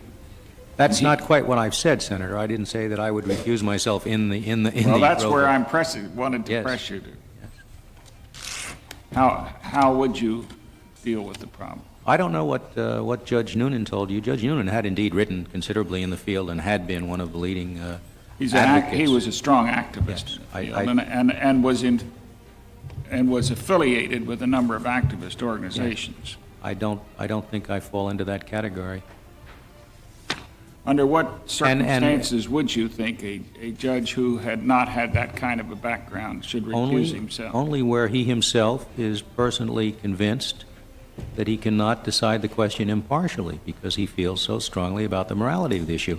And it's not at all unusual for justices to have to confront such cases. United States versus Reynolds, for example, which held that it was constitutional for a state to prohibit bigamy. Now, that was certainly a moral issue, the issue of monogamy for the justices sitting on that case. They obviously, at least many of them, must have had religious views about the matter, and they did not feel it necessary, those that had those views, to disqualify themselves. And I don't think that any judge has to, unless he or she is personally convinced that the issue has so beclouded his or her judgment the Constitution would not be applied impartially. I don't intend to disqualify myself except where that's the case, as far as the type of question you ask about is concerned. The way you put it in when you were with us in 1982 was this: I would disqualify myself in any case in which I believe my connection with one of the litigants or any other circumstances would cause my judgment to be distorted in favor of one of the parties. I would further disqualify myself if a situation arose in which, even though my judgment would not be distorted, a reasonable person would believe that my judgment would be distorted. That does not mean anyone in the world, but a reasonable person. That's right. Is that the position that you will carry with you from the Court of Appeals to the Supreme Court? Yes, it is, Senator. And what I'm further saying is that I don't think that reasonable people think that the moral views that judges may hold on one piece of legislation or one decision or another so automatically beclouds their judgment that they must disqualify themselves. I don't think that the records of the Supreme Court could possibly be read to establish that as the basis of disqualification. On bigamy, on capital punishment, on an enormous number of things, the men and women on the court have had strong moral views, doubtless, and have sat nonetheless. Well, you very carefully, and I think properly, limited this problem by saying that does not mean anybody in the world but a reasonable person. But if a reasonable litigant actually believed that your judgment would be distorted because of some strong personal bias or belief, would that dissuade you from sitting on a case?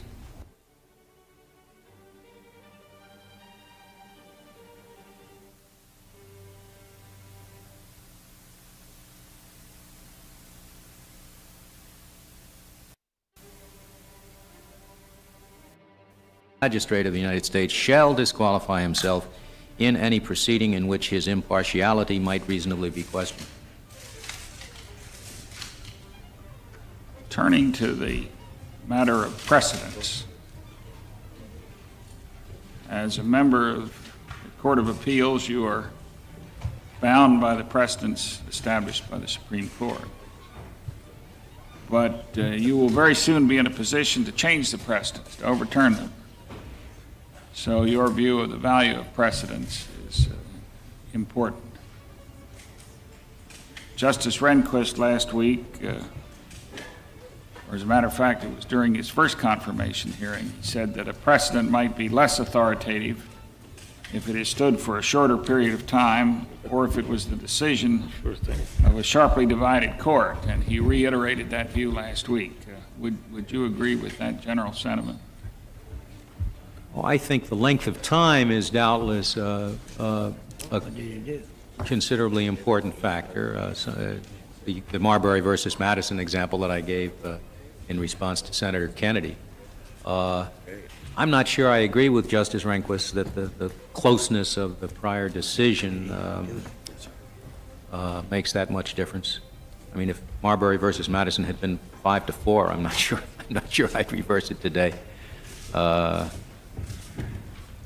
But I think the statute reads that way, Senator. I have the statute somewhere.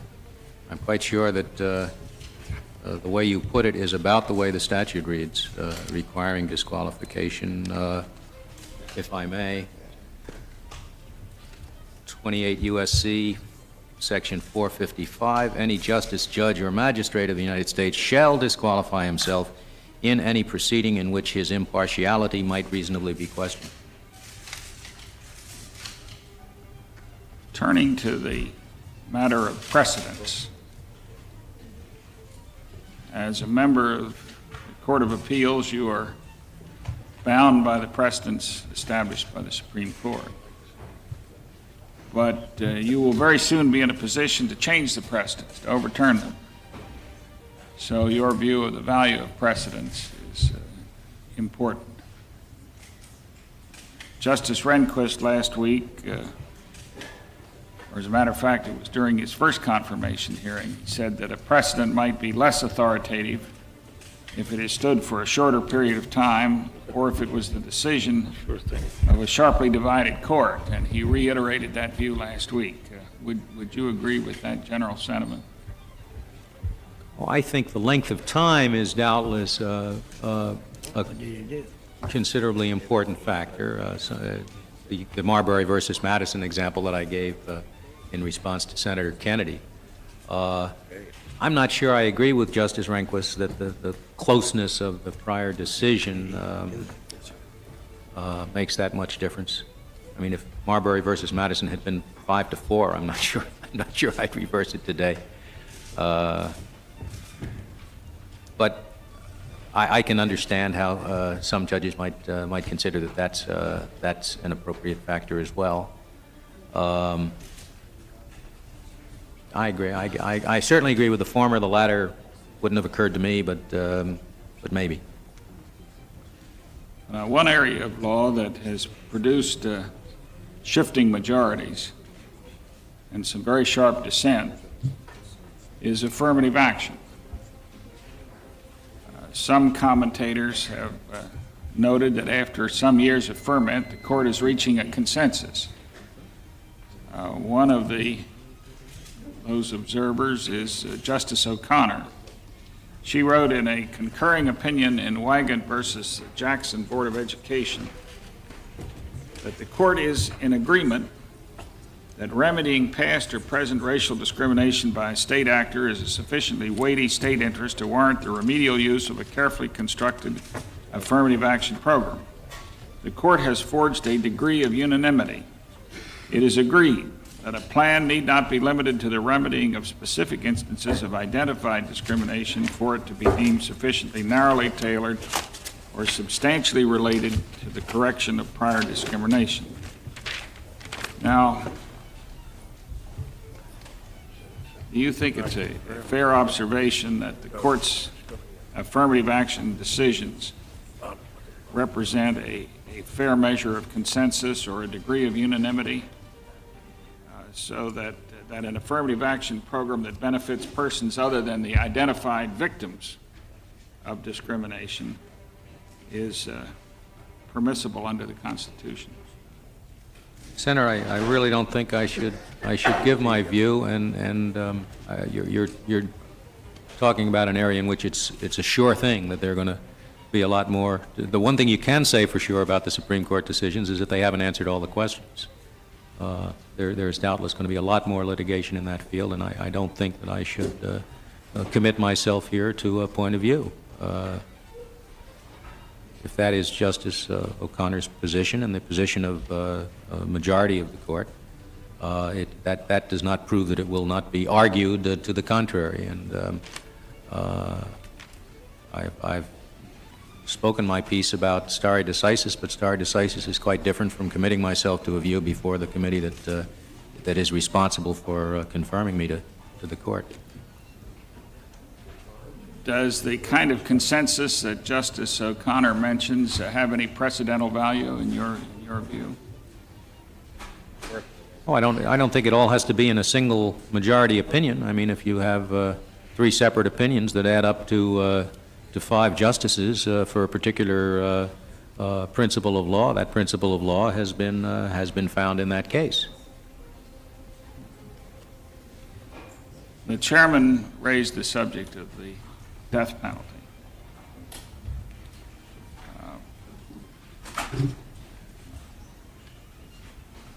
I suspect that you have had a minimum number of the petitions on your current court from the prisoners on death row.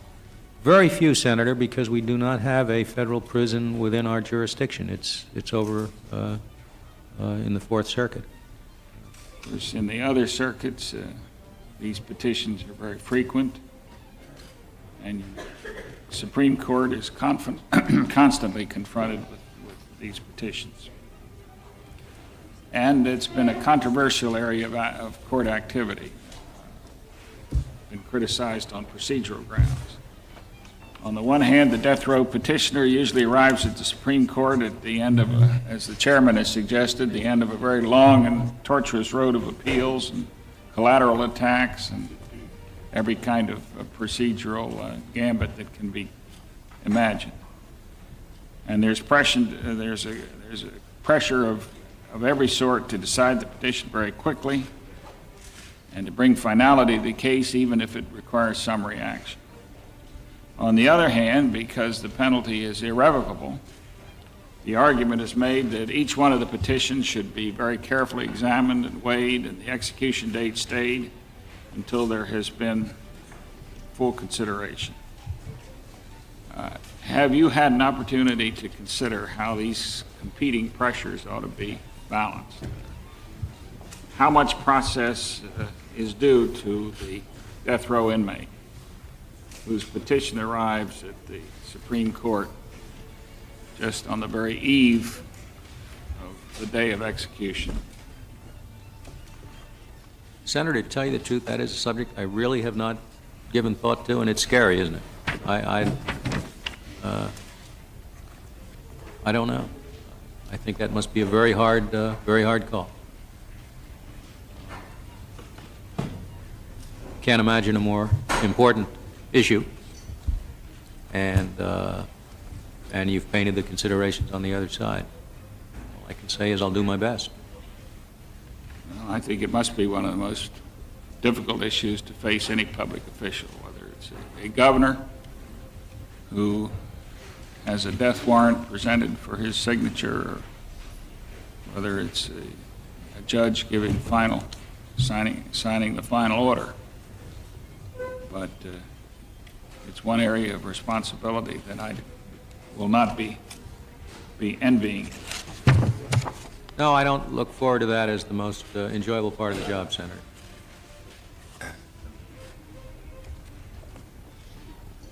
In recent years, the court has very rarely spoken with a single voice in major cases. There have been a proliferation of individual opinions, concurring opinions, dissenting opinions, separate opinions by justices. And many of the cases that address very crucial issues are decided by a patchwork of opinions. The result has some unfortunate aspects. The value of the decisions of the Supreme Court as precedent is diminished, and litigants can be confused about what the law really is, or they may be encouraged to make a second try to get a clearer or more favorable sort of result.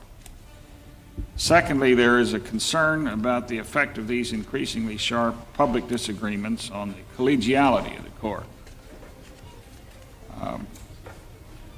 As a circuit judge, have you found that the proliferation of individual opinions on the part of the Supreme Court has impeded the ability of either lawyers or judges to glean the reasoning to support a particular decision? Oh, unquestionably, Senator. I don't think there's any doubt about that, including in some very important and difficult areas. I guess the case that comes immediately to mind is the Bakke case on affirmative action, where what is said to be the holding of the court is really the holding of the opinion of only one of the justices, Justice Powell, because there were three opinions, one for four of the justices, Justice Powell, and one for the other four, and the four that Justice Powell joined became the majority, so his opinion is quoted as the opinion of the court. It makes for a very confusing situation. I don't know what the solution is, except self-restraint, I suppose. I have not been notable for writing separately on the court that I sit in. Notable for the quantity, I hope to mean.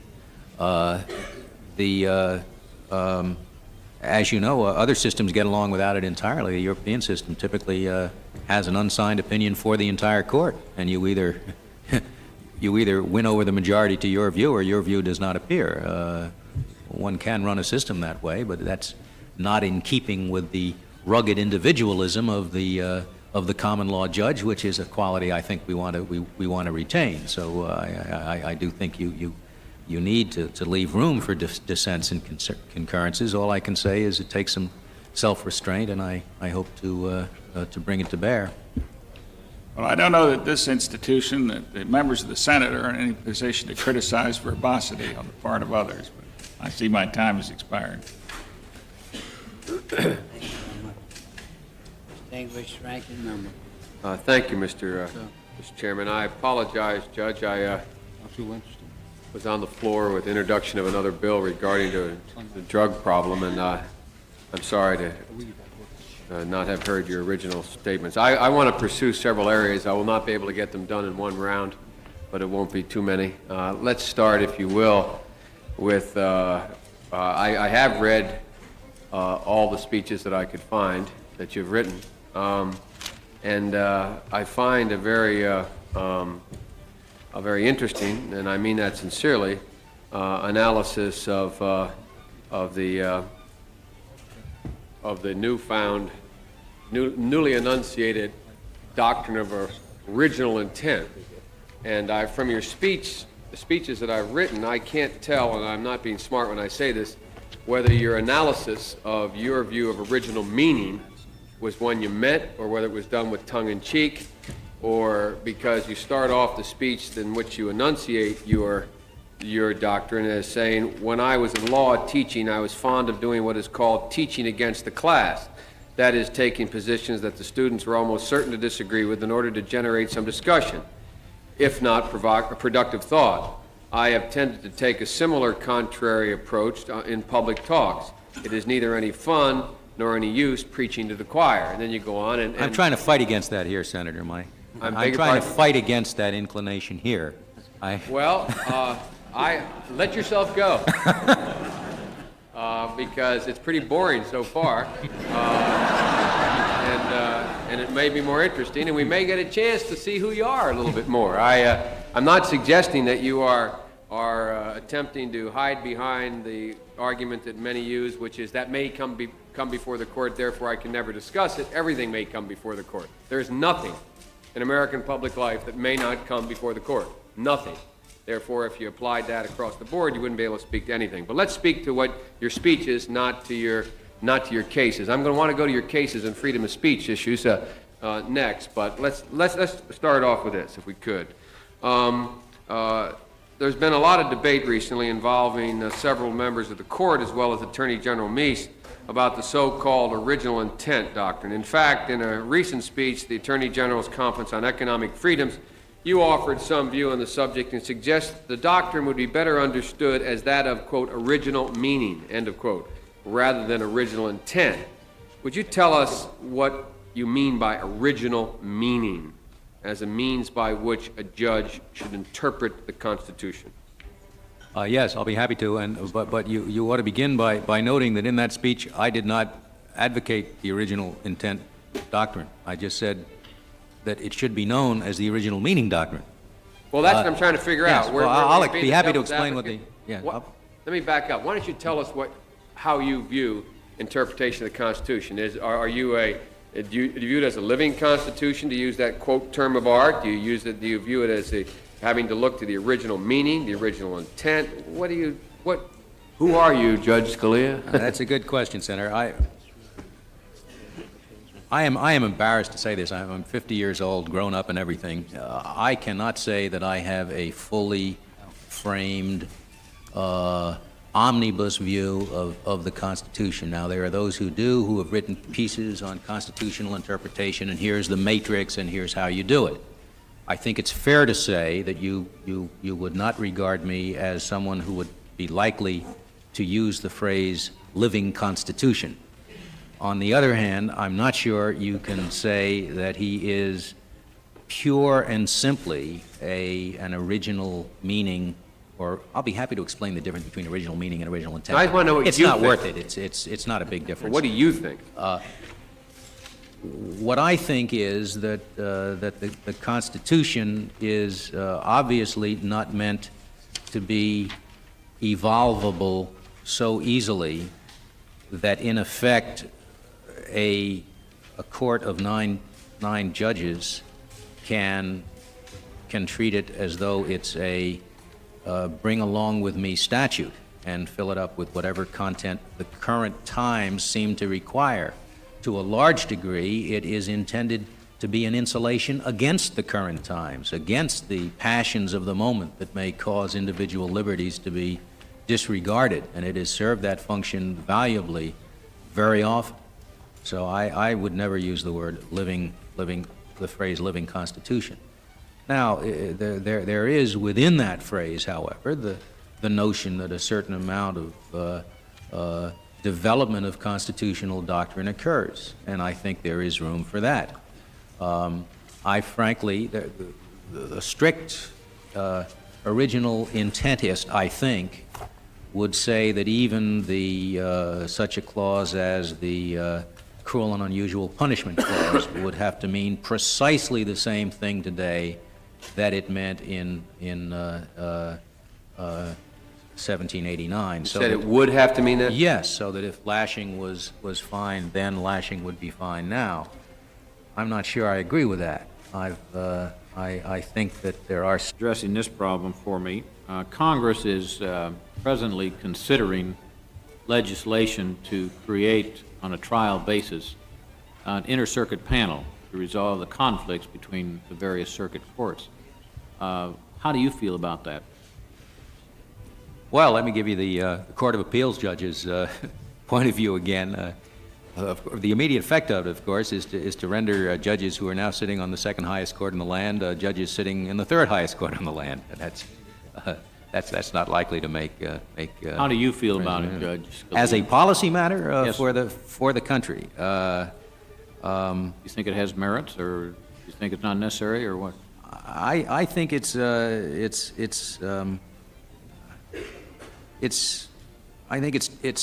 terrible, and the only question is whether the alternative is more terrible. I don't think anybody is happy about having a four-level court structure.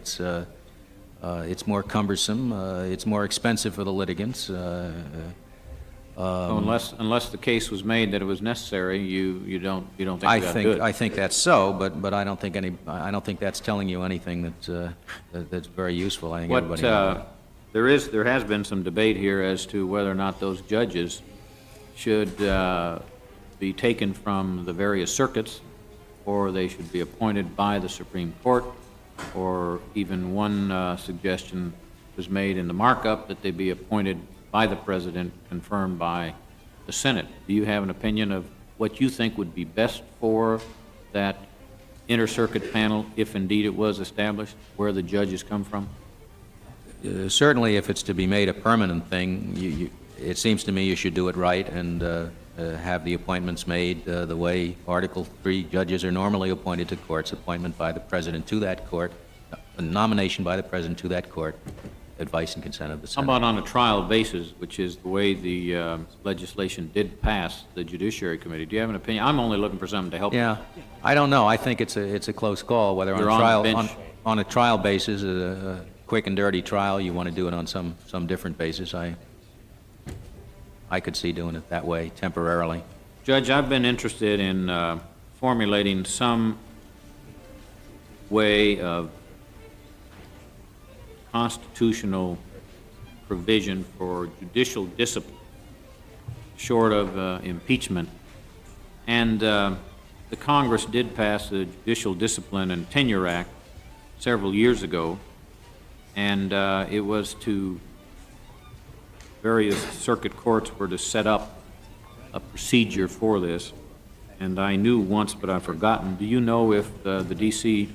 Circuit Court has set up such a procedure? Oh, yes. I think all the courts have a circuit council now that implements the act. And do you know the experience of that at all? Has there been many complaints, or? Yes, I think complaints are many. No, I wouldn't say many, but there are complaints, and the complaints are processed. I'm not sure that the fact that the procedure is not very visible to you or to anyone else means that the procedure is not working. It's working, and maybe the fact that it's working well simply stops many of these things from coming to public attention when they otherwise would. Do you know that there has been complaints filed and some action taken on them? Yes, I do. Do you know if there's been any discipline? I'm not going to ask you who or what, but do you know if there ever been any discipline discussions relating to your circuit or any other circuit? I don't know, Senator. Oh, I'm sure if you say my circuit or any other circuits, I'm sure there have been. Well, I'm not aware of any, and I just wonder through the grapevine of the Judiciary Conference, what have you, if you knew of any, and I'm not going to ask you to be specific, or if you did know of any disciplinary actions that have been taken as a result of that. Well, I think there was one in our circuit. As a matter of fact, at least one.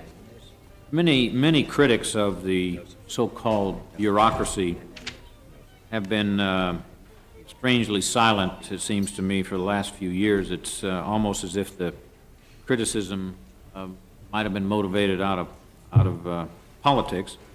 That never happens in this town, we know that. I'm interested to read Regulation magazine, AEI magazine, your advice to the President concerning the bureaucracy, and you wrote, quote, "Replacing their bureaucracy with our bureaucracy does not solve the underlying difficulty. The point is that no bureaucracy should be making basic social judgments. It is perverse to delight in our ability to change the law without changing, to change the law without changing the law," end of your quote. What do you think can be done legislatively, as an opinion, and what can be done judiciously to rein in the bureaucracy? Well, let me begin by saying I have never been a bad-mouther of the bureaucracy. Most of the people I've known in the government, and I've worked in the executive branch in 3 different positions, most of them are good, hard-working, talented, dedicated people, and trying not to pervert the law, but to the contrary, to implement it. The problem I was addressing there was simply the fact, the same point I was discussing with Senator Kennedy earlier, as a matter of fact, is the problem of excessive delegation. Too many of the basic judgments are simply not made in the statute. They are left to be made by the agency that implements it.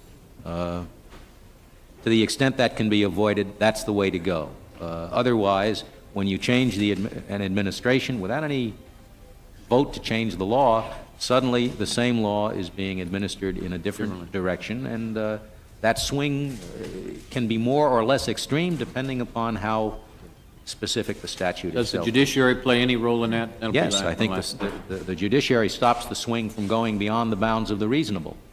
But when it's drawn with sufficient vagueness, even the reasonable swing is a pretty broad one.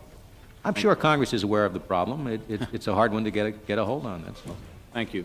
Thank you, Judge. Thank you, Mr. Chairman. After Senator Grassley, we'll take a 10-minute recess. Distinguished Senator from Iowa. Thank you, Mr. Chairman. It's my understanding that much of the work of the D.C. Circuit involves regulatory agency cases and administrative law, and you've obviously thought and written a great deal about those issues, and I think it's fair to suggest that if confirmed that you're going to play a special role in future Supreme Court cases in those areas. I'm interested in the area of administrative law from my chairmanship of a subcommittee here of this committee. Now, I understand you to be an outspoken opponent of the legislative veto. You've criticized Congress for, and these are your words, passing laws with strings attached. Now, I personally disagree with your view because I'm opposed to the tremendous amount of legislating done by faceless bureaucrats who aren't elected by anyone. So I'd like to explore the subject of the legislative veto. What if Congress enacts legislative veto legislation that satisfies, 1, bicameral passage, and 2, the presentment requirements set out in the Constitution? Isn't that about all that's constitutionally required? Those are the only 2 problems that were raised against the type of veto that was struck down in Chadha. And I suppose if those two requirements, if those two problems were overcome, the problem would be eliminated, but I'm not sure you'd still call it a legislative veto. Well, that would then be following upon writings that you've done in the Administrative Law Review Article 1976, the Regulation Magazine, February 81, Regulation Magazine, December 79, in which you cite only those two constitutional imperfections. So your view today then is similar to what you had previously written. Well, what matters today is not my view of what I previously wrote, but what the Supreme Court subsequently decided. That is, subsequent to what I previously wrote, the Chadha case. Well, and assume again that... I think you're presenting to me a situation in which the two defects discussed or identified in Chadha were eliminated. On the basis of Chadha. Assume again that a legislative veto statute then would meet the Chadha test. Don't you agree that a legislative veto serves a virtue in today's age when it's so difficult for Congress to legislate policy statute by statute against the backdrop that we find ourselves in here of constantly changing issues? Senator, as I told Senator Kennedy, one of the things I've always been concerned about, and my writings show it, is the problem of excessive delegation by Congress to the agencies. It's an awfully hard problem to deal with. To the extent that there is a device that will enable Congress to review more closely the activities of the agency, that is desirable. If there is some way to get proper legislative attention to what the agencies have done by way of implementing earlier statutes. Yeah. Well, you accept the environment and decide within that environment, I hope that Congress reacts, that we can't anticipate crises, and that I hope you accept that it's unreasonable to expect Congress to do otherwise, and then accept the fact that that's why Congress delegates authority to agency expertise. No, I understand. I think that's right. Okay. I think we'd all agree with the Constitution lasting 200 years now, and hopefully for another 200 years, that we have found our founding fathers to be very practical people.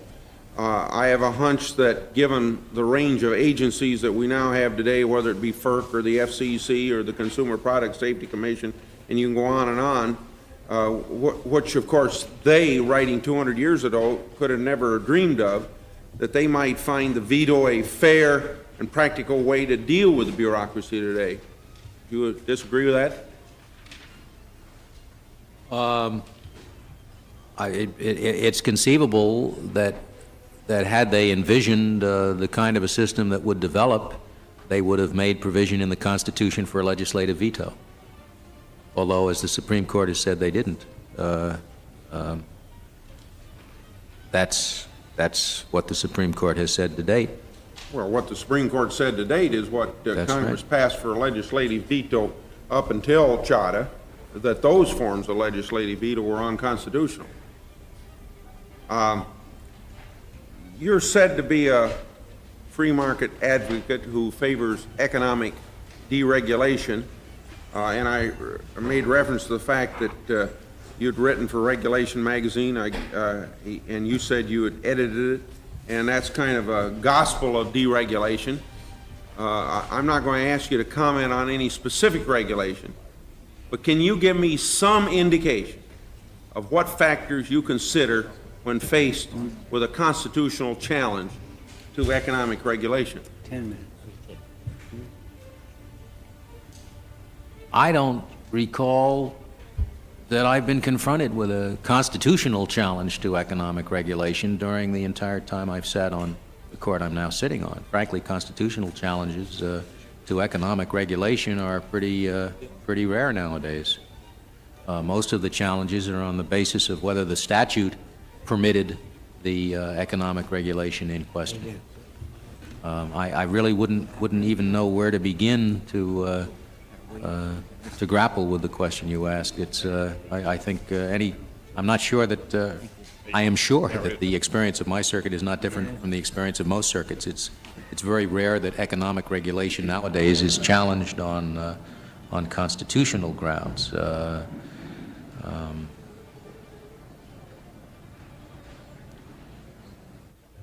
Well, along that, I'll accept Equal that. protection challenges have just not fared very well in the last half century anyway, and that would be the normal source of attack. And Well, must the regulation be more than simply wrong-headed for it to be overturned? And oh, absolutely.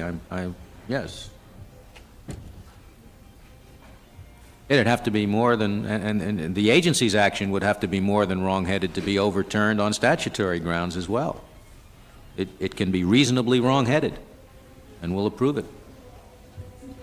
in a case decided last year, Hershey versus FERC, and that was involving the Equal Access to Justice Act, you took the occasion to comment on what role legislative history and committee reports should play in judicial interpretation. And I hope it's fair for me to conclude that you showed a great deal of hostility towards committee reports in that writing.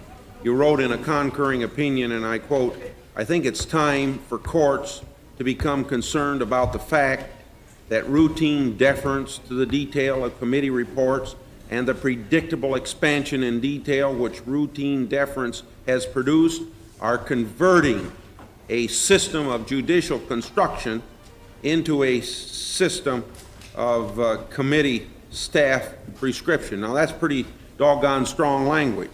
Let me first ask, how important is legislative history to you? I think it's a significant factor in interpreting a statute. I've used it in my opinions. Well, let me ask you, how come you don't repeat the usual answer that we get, that, if you do refer to it, if the statute, the language of the statute itself isn't clear to the judges interpreting? Well, I guess I didn't repeat that because So obvious? It's so obvious, and But you accept the obvious. number one, it's so obvious, and number two, because we normally don't have a lawsuit in front of us if the language of the statute is clear. Almost invariably, the language of the statute is argued to mean one thing by one side, another thing by another side, and where that's the case, legislative history. Are you going to be then turning to the legislative history then that frequently, as you say, that the statute is hardly ever clear? I will use what seems to me reliable legislative history when it's available to be used. The trouble in legislative history, Senator, is figuring out what's reliable and what isn't reliable. That's the trouble with it. Well, I want to tell you, as one who served in Congress for 12 years, legislative history is very important to those of us here who want further detailed expression of that legislative intent. You're not suggesting that for committee reports to have any meaning, that they must be actually written rather than merely approved by members of Congress? Are you suggesting that?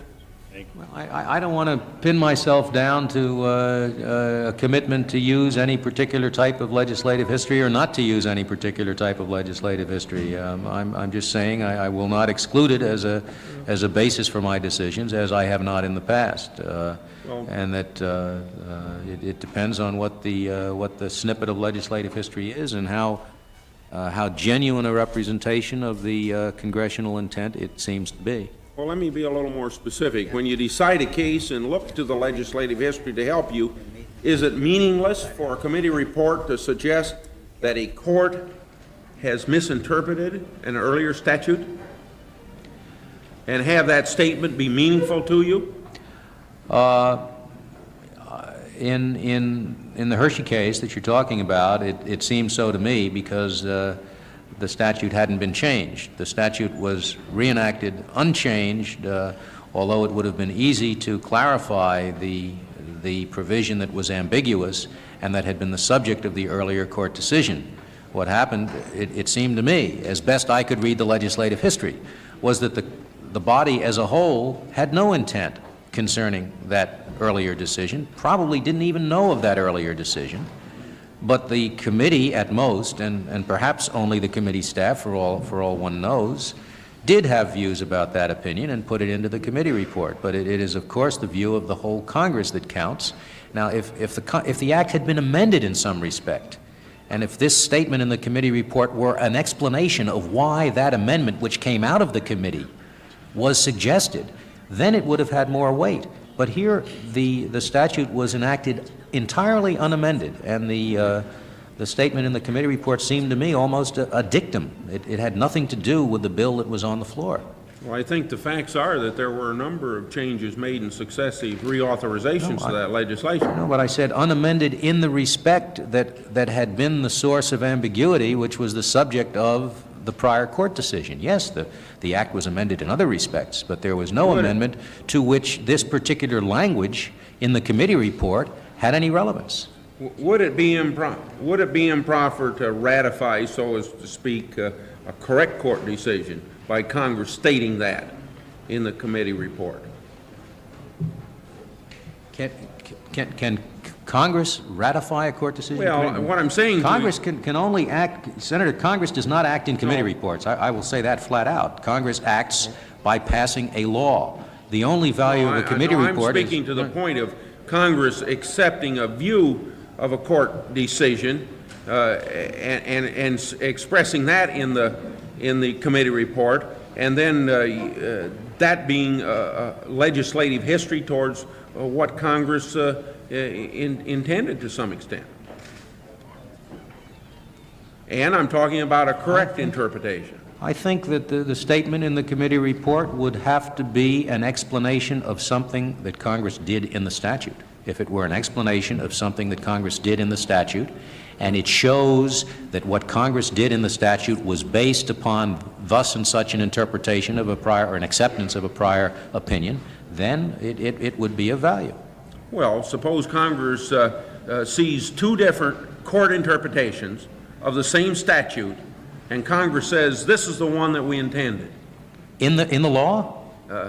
No problem. In the committee report, as a statement of congressional intent. I wouldn't think that was of any relevance unless Congress had done something in the law of which that statement in the committee report was an explanation. Suppose it's Congress's judgment that what we said 5-10 years ago is exactly what we intended, and we still intend to say it. It doesn't need a change in the statute, and we're saying with two court decisions with opposing views of that this is the one we like. What's wrong with that as a judgment by Congress of telling the courts how we want the statute interpreted in the future time? If I could know that that's what the whole Congress meant, there'd be no problem about that at all. But I don't know it when all I see is a single committee report. I can't tell that that's what the whole Congress meant, just from looking at a single committee report, where Congress has taken no action on the face of its statute to which that report is somehow tied, which that report explains, where it's just passing a law that, and the committee that happens to have jurisdiction over that area makes a comment. Well, obviously, we're talking about a committee report that would follow legislative reauthorization or some other form of congressional enactment for that specific Congress by which the report came. Yeah, but my only point, Senator, is I don't think that gives the committee the right to opine on all matters pertaining to that law, not to those matters which the committee is bringing before the full Congress. And mind you, all I'm seeking to do, and it's a problem for any judge using legislative history, is to try to figure out what the intent of the Congress is, and to what extent this expression, whether it be on the floor by a single senator, that's a problem sometimes too, or whether it be in a committee report, whether that genuinely represents what the whole body intended, so that we're sure we're not disenfranchising the Congress and getting you as a member of the Senate committed to a position which in fact you knew nothing about and would disagree with. Okay. Well, the reason why I ask these questions is that I think I detect something in your writings, whether it's on the Graham-Rudman, the legislative veto, or this example I just gave. I sense a very critical view of how Congress tries to get things done. Can you address this concern, whether or not you think I'm being too sensitive about it? Now, honestly, Senator, I have no criticism whatever about the way Congress tries to get things done. You can get things done any way you like, and that's your affair. And I understand the problems that you confront in trying to get it done. The problems that you tried to grapple with a legislative veto, and the kind of problems you're referring to that can be handled by committee reports.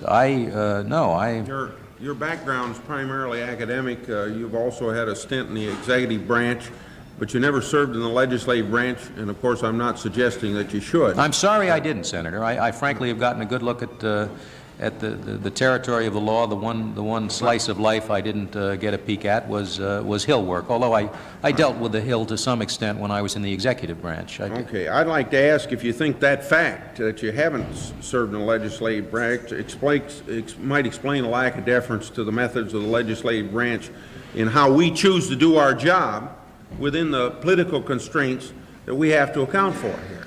No, I don't think so, Senator, because some of the criticisms I've made about committee reports, for example, have been made by members of the Senate. And you certainly couldn't explain it that way as far as their criticism is concerned. But there isn't one of those senators that might criticize a specific committee report that takes the same that shows that same lack of respect for committee reports, because they would be involved with committee reports in almost every piece of legislation that comes before them and that they have to vote on. Mr. Chairman, I have no more questions. I asked one more question. No. Oh, you're through. We intend to take a recess right now. I understand we're going to have a vote in the Senate in a little bit. We have to take a recess then. So if you don't object, we'll go on for a few more minutes, if that's all right with you. Mr. Chairman, can I just ask one question before you do?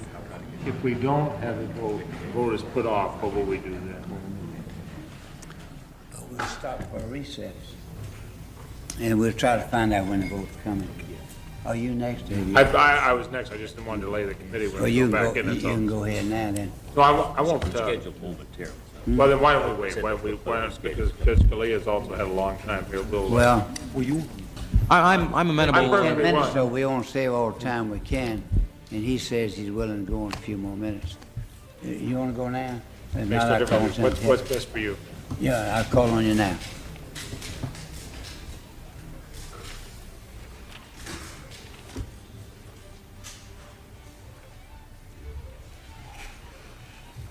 Thank you, Mr. Chairman. I think one of the problems we've had is that the chairman's absolutely right in saying that vote's been scheduled, but they keep putting it off and off and off. That's part of the legislative procedure that you and I have discussed in the past too. Judge Scalia, yesterday's Wall Street Journal quotes Judge Richard Posner of the U.S. Court of Appeals for the Seventh Circuit as saying the words fairness and justice are terms which have no content. I'm interested in your view. Is the word justice one that has content to you? Oh, yes, I think, of course, I think it has a content. I'd be surprised if what Judge Posner meant was not simply that, at least at the margins, and it's usually at the margins that we're talking when we have litigation in front of us. People disagree as to what justice requires, but I believe it has content, and fairness has content. I ask that only because it jumped out at me when I read that, knowing that the first line of the Constitution says, "We, the people of the United States, in order to form a more perfect union, establish justice," and so on. He shouldn't have put it that way. Should have known better. I suspect he probably feels that way today too. Maybe the Wall Street Journal, as Judge Heflin said. I'm sure he doesn't mean anything different either, Senator.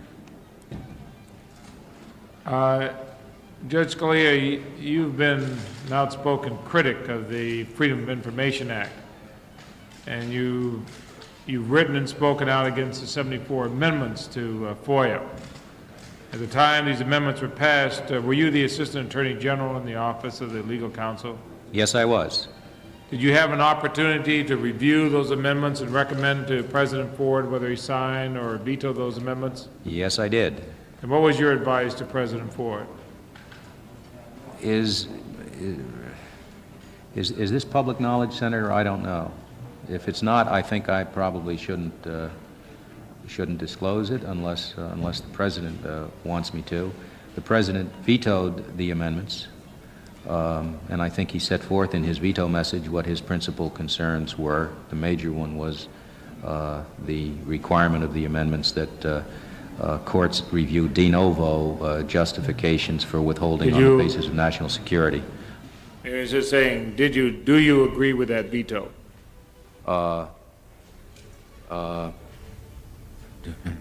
It's come to the same question. Do I now? Do you now agree with that veto? I don't have any views on such matters now, Senator. Did you agree with the veto at the time? Senator, I have no compunction in answering at all, except the attorney-client relationship that I had with the. Let me just ask, on your own personal legal opinion, did that veto comport with your own personal legal views of the Freedom of Information Act? I think it comes to answering the same thing, and I really. I think I shouldn't, in deference to the attorney-client relationship I had with it. And I'm really not trying to find just I've criticized those amendments, Senator. I think you have in front of you. I mean, I'm in print as having criticized those amendments. I might also add, however, that when I was chairman of the Administrative Conference of the United States, I testified before Congress in favor of proposed amendments to the Freedom of Information Act and in favor of proposed application of the Freedom of Information Act by the agencies that were in the direction of liberalizing some disclosures. So But going to the 74 amendments, which you did write about and that you spoke out against. Yes. The President then vetoed these amendments that you wrote about and spoke out against. Yes. The Congress overwhelmingly overrode that veto. I think they because of that, would you have any difficulties in upholding the law as it's currently written? No, none whatever, Senator. I've upheld it as it's currently written. And I'm not sure whether Congress simply overrode the veto or did they make one minor change before they overrode? No? You vote up or down on the veto, Judge. Okay. We don't even get a chance for the the staff to go in and write a report. But they could. That's right. I suppose that's right. They did override and not pass an amended bill. When we discussed this, am I correct in summarizing our conversation that you said the law, sensible or not, was clearly written, and that Freedom of Information Act cases which you have heard were never particularly difficult to resolve? Oh no, no. You must have misheard the latter. Some of the most, I can name a couple. Some of the most complex cases I've had were FOIA cases. I think. Was that because of the facts or because of the law? Both. But probably more often the law. Church of Scientology is one of the cases. I commend it to your attention as an incredibly complex opinion, both the panel opinion for 3 judges which I wrote and the in-bank court opinion which I wrote. And it's one of the most complex pieces of statutory interpretation that I had to set my hand to.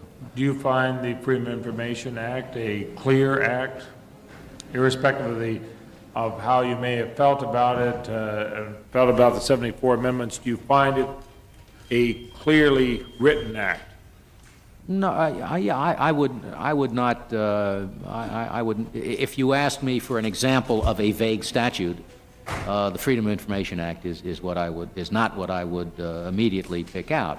There are some areas where, after I guess a couple of decades of experience now, the statute could be made more precise. But if you ask me for a vague statute, that is not what I would mention as a prototype.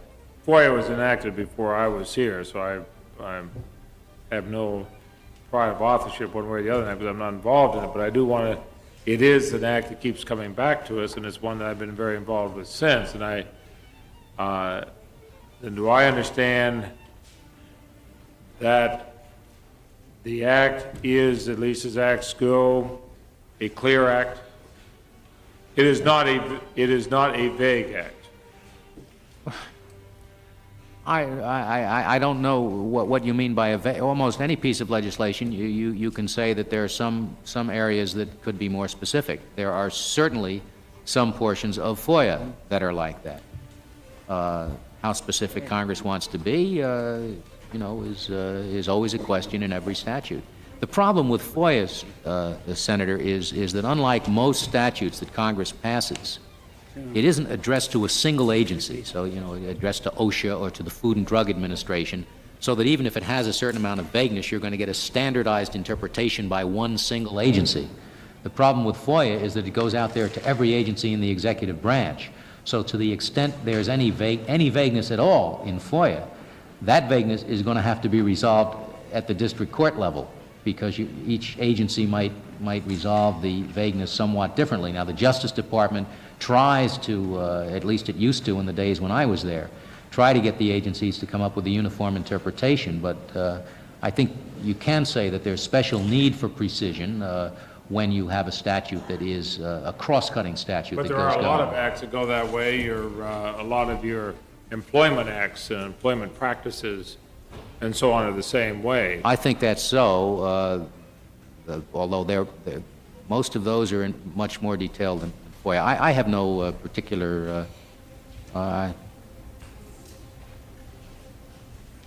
don't know what you're driving at. I guess what I'm saying. I suspect that there's some legislative proposals to amend it. I just said I really have no I'm concerned about the FOIA. You will be having FOIA cases, I'm sure, before the Supreme Court. Aware of your opposition in '74, and I want to know if that, in your mind, does that opposition create a problem for you in hearing FOIA cases now? No, Senator, I was asked that question earlier, I think, when you were out of the room, and one of the things I said then, and I stand by it now, is that to the extent that I've made significant law in the FOIA field, I've had a lot of FOIA cases, I don't know what the score is, but to the extent I've made significant law, I think it is in the direction of broadening access rather than restricting access, which... I'll go back to the transcript of your earlier answer. One of the problems that happens to us in all these things, we have 4 or 5 matters going on at once around the corner of the Appropriations Committee meeting, on which I also serve. I understand that. Handling matters there. Judge Scalia, do you recall, well, I recall it was just last year, the Western Union Telegraph Company versus FCC. There was a case involving AT&T and MCI. Yes, I do, Senator.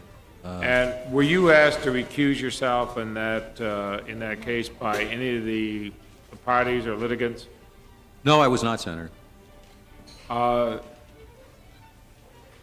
In '82, you were not on the bench. You'd received a consulting fee from AT&T in an antitrust case between them and MCI. Did you feel that was close enough in time or significant enough in involvement to call upon yourself to recuse yourself? No, I didn't, Senator. I had not been counsel for AT&T. I mean, I had not had a long-standing attorney-client relationship with them or anything like that. I had simply done a one-shot job of consulting with them, I guess 2 years or so before I went on the bench, and the compensation may have been just the very year that I went on the bench. And once before, I had taught a seminar for some of their executives about communications law one afternoon. That was the only association I had with them. It seemed to me that 2 or 3 years disqualification from AT&T matters would be more than enough to eliminate any appearance of impropriety. in all of these cases, of course, it's not just a matter of an interest on just one side and no interest on the other side. It's a cost to the court when I have to disqualify myself, of course, and it's unfair to the litigants. If there's no proper reason for disqualification, they're entitled to get a shot at the full bench of judges and not just at the full bench minus one or two. So I decided that I would recuse myself for a period of 3 years. I informed the clerk of the court that I would not participate in any AT&T matters. That means that I'm, as a practical matter, disqualified from all common carrier litigation, which is a good chunk of D.C. Circuit business. After 3 years, I instructed the clerk to put me back in the pool for AT&T cases. You do not agree with Mr. Friedman, the former dean of Hofstra Law School, who disagreed with your refusal? No, not at all, Senator.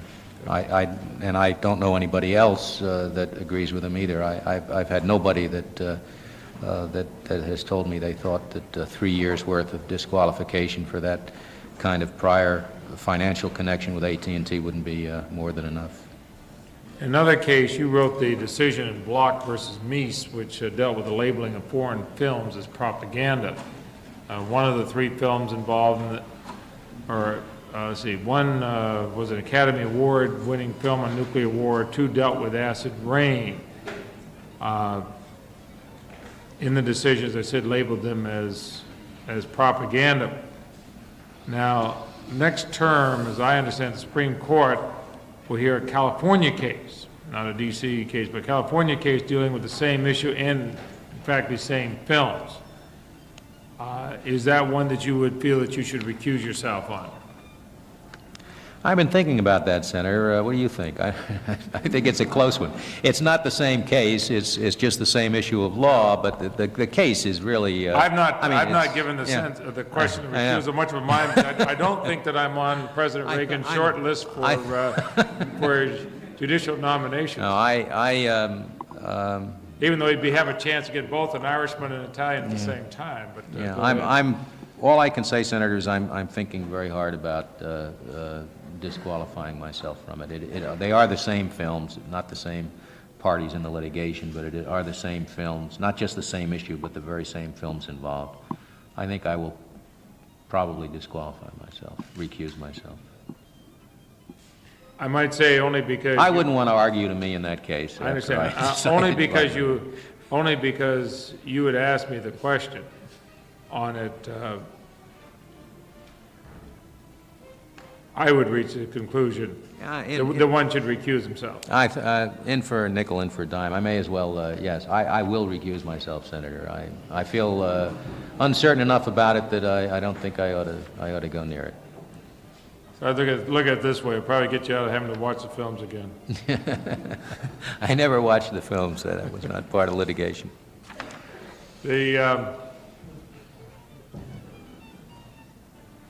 Back in an area, and I would like to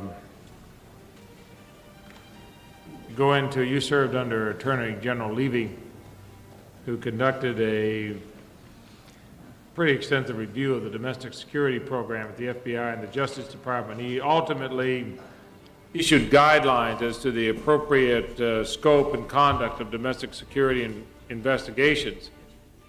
They were revised by Attorney General Smith, but they're basically the same guidelines. The Levy guidelines are basically what we use today. Oh, I don't think so, Senator. No? No. How do they differ today? Well, I don't know the extent of the difference. All I know is that the intelligence community, so-called, did not like the Levy guidelines at all, and that the Smith guidelines were thought to be more acceptable to them. I know there are differences. I don't know what they are. Wearing another hat, I deal with those same intelligence agencies, and I don't see an awful lot of difference. That's why I was curious what you might. I've been out of that field for a long time, except that I know that some of my former associates in the intelligence community dearly did not love the Levy guidelines, and I think I thought that some of the impetus for the changes was from those people. What did you work on the development of those guidelines? I believe that Mary Lawton, who was my deputy at the Office of Legal Counsel, was the prime worker with the Bureau and the other intelligence agencies in developing the guidelines. Who's still involved in that field? I'm sure Mary has now gone on from the Office of Legal Counsel to, I think, a whole new post just dealing with intelligence matters. Did you have any occasion during that time to consider whether Congress had the constitutional authority to legislate restrictions on the scope and conduct of such investigations? Did I have any? I don't think I had any occasion to consider it, Senator, because I don't think there's any question that Congress does. I'm sorry, I didn't hear that last. I'm not aware that it was ever in question that Congress had authority to act in the field. Was the FBI's COINTELPRO program underway when you joined the Justice Department? I'm having a little trouble recalling myself when it ended. Oh, I'm sure it was all over by then, Senator. Did you have any occasion on the Office of Legal Counsel to render opinion as to the scope or the authority or the legality of domestic security investigations generally that you recall? Not that I recall, Senator. Not that I recall. In the standard questionnaire, an area that I always find of interest, judges are asked is, quote, what actions in your professional and personal life evidence your concern for equal justice under the law? And you answered the question in part by referring to your work in support of legislation to overturn the doctrine of sovereign immunity. Can you describe the kind of work you did as assistant? Oh, I'm sorry, Mr. Chairman, I didn't realize the time was up. Distinguished Senator from Alabama. Judge Scalia, Senator Grassley asked you about legislative history and bearing downright hard on the issue of the committee reports. I've had the privilege of reading some of your writings, including a speech that you delivered between the fall of 1985 and spring 1986 at various law schools. That was the speech, Senator, Senator, on the use of the legislative history, not your dissent. And just to refresh your recollection, because I sort of agree with you on your priority that you give to the committee report. You quote from a Senate debate, floor debate on the tax bill in 1982, where Senator Armstrong and Senator Dole are involved in it, and Senator Armstrong points out the fallacies of what the committee report does, and involved in it just for everybody's edification. He said, he asked him, did any senator write the committee report? And Dole answered, I'd have to check. Does the senator know of any senator who wrote the committee report? He said he might be able to identify, but he'd have to search. And he said works, but it goes on to say staff. And he said, has the senator from Kansas, the chairman of the Finance Committee, read the committee report in its entirety? Senator Dole answers, I'm working on it. It's not a bestseller, but I'm working on it. And then he said, did the members of the Finance Committee vote on the committee report? Senator Dole says no. And Senator Armstrong says, Mr. President, the reason I raise the issue is not perhaps apparent on the surface. Let me just state this. The report itself was not considered by the Committee on Finance. It was not subject to amendment by the Committee on Finance. It's not subject to amendment now by the United States Senate. And you mentioned, and Senator Armstrong goes on and he says, for any jurist, administrative bureaucrat, tax practitioners, others who might chance upon the written record of this proceeding, let me just make the point that this is not the law. It was not voted on. It is not subject to amendment, and we should discipline ourselves to the task of expression of expressing congressional intent in the statute. That's from the Congressional Record, July 19, 1982. You state ironically, but understandably enough, this is in your speech, the more the courts have relied upon committee reports in recent years, the less reliable they have become. And then at the end of your speech, you state this, for the purpose, I suppose, I would rank most highly legislative history consisted of amendments defeated on the floor, where it appears clear that the reasons for the defeat was a rejection of a particular course, now said to be contained in the unamended text. I suppose next to that would be extended floor debate, at least in circumstances which occasionally occur where the final text is actually being crafted on the floor. And then you state at the bottom of my list I would place what heretofore seems to have been placed at the top, the committee report. So I think you've expressed pretty well in your speech there the reason why the committee reports are not given a great deal of credence relative to legislative history. I'm glad Senator Grassley's not here, though, Senator. Well, maybe his staff will tell him, and I'll talk to him a little bit about it, but I thought that might be interesting to clarify and why. I think, frankly, that there has been too much reliance by congressional bodies on the committee report, and I've been one that's been arguing that is a wrong practice. Let me ask you this. In the Washington Washington University Law Quarterly, you stated in an article entitled The Disease as Cure. This is a commentary on in order to get beyond racism, we must first take account of race. You state that I am in short opposed to racial affirmative action for reason of both principle and practicality. And you went on to say that I strongly favor what might be called, but for the coloration that the term has acquired in the context of its past use, affirmative action programs of many types of help for the poor and the disadvantaged. Judge, would you define what you meant by principle and practicality in the first quote, and what type of affirmative action programs you do favor? Well, as to the latter, I think what I was saying is that there's, let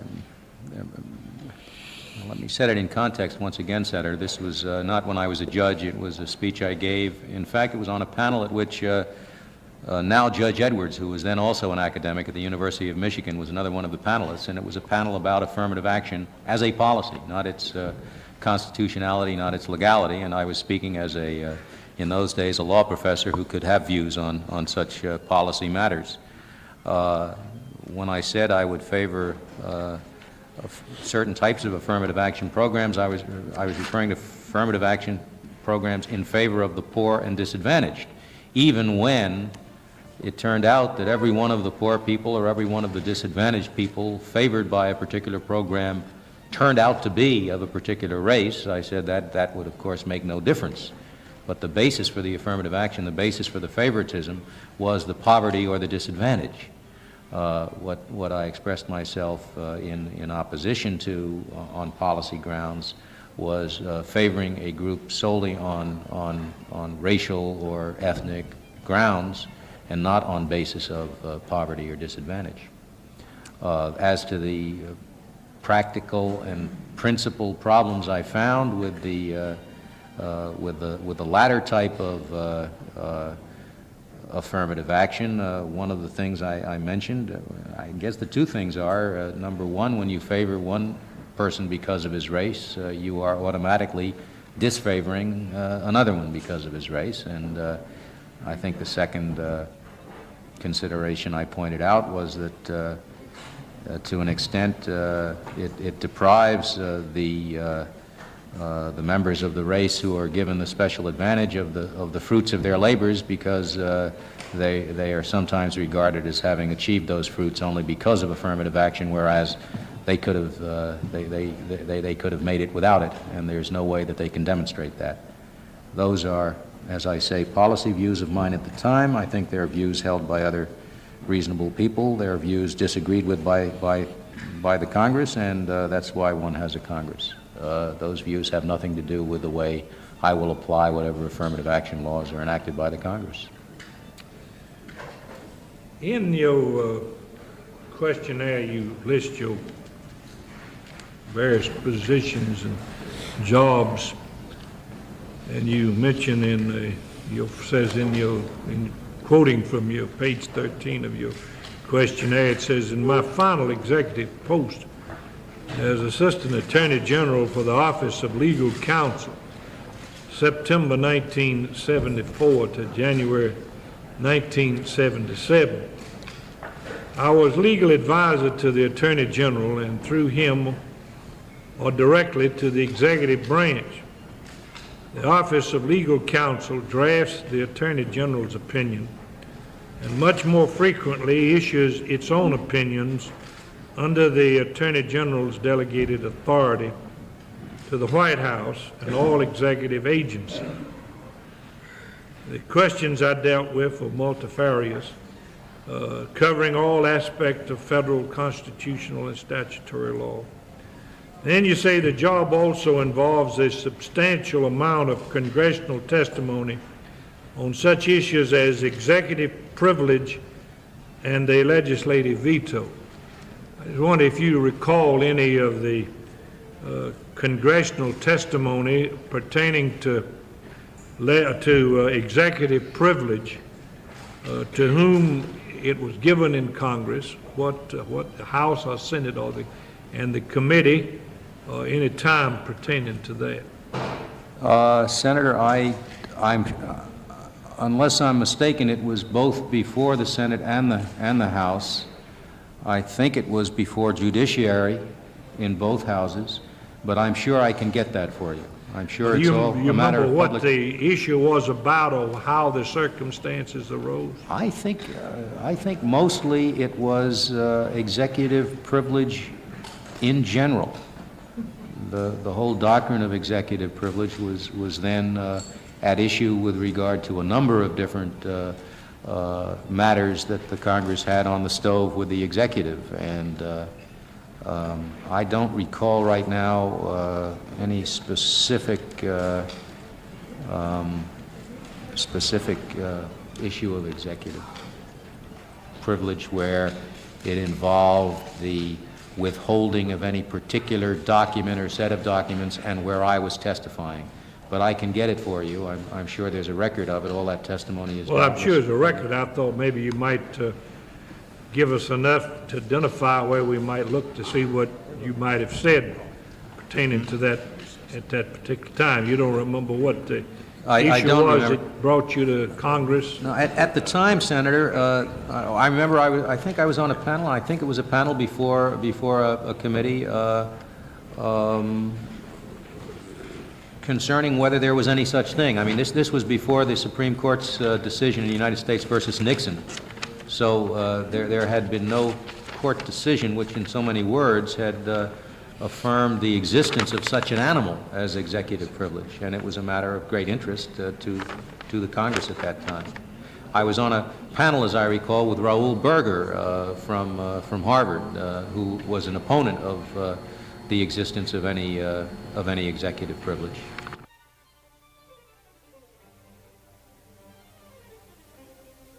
Yes, the audio drops occasionally. This is a very old recording. I did my best to restore it wherever I could, make it sharper.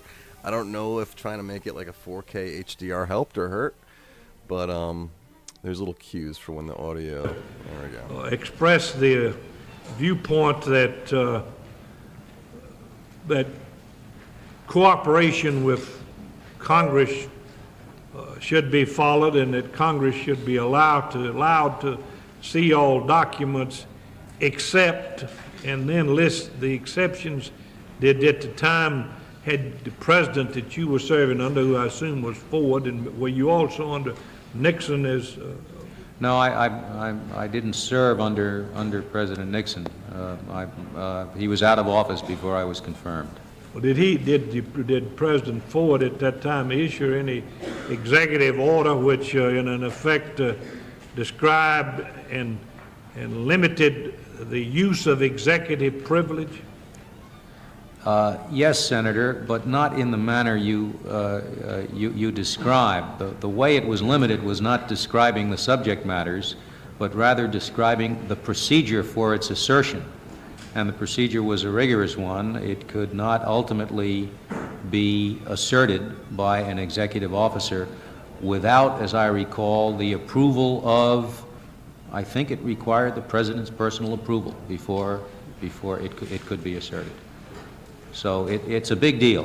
The executive branch does not take it lightly. Now, very often when an agency is asked for documents, it'll say, we're reluctant to turn them over, and there's a preliminary process of negotiation. But if it really comes down to hardcore, adamant positions on both sides that can't be resolved, before the agency can say, we will not comply with the subpoena for the documents, we will not turn them over, the procedures required that there be, as I recall it, approval by the President with the advice of the Attorney General on the matter. And as far as I know, I'm quite confident that that's still in effect, or something like it. We didn't take it lightly, Senator. It's always a Of legal counsel whether or not he had issued an executive order which, in an effect, expressed the viewpoint that that cooperation with Congress should be followed, and that Congress should be allowed to see all documents except, and then list the exceptions. Did at the time had the president that you were serving under, who I assume was Ford, and were you also under Nixon as? No, I didn't serve under President Nixon. He was out of office before I was confirmed. Well, did President Ford at that time issue any executive order which, in effect, described and limited the use of executive privilege?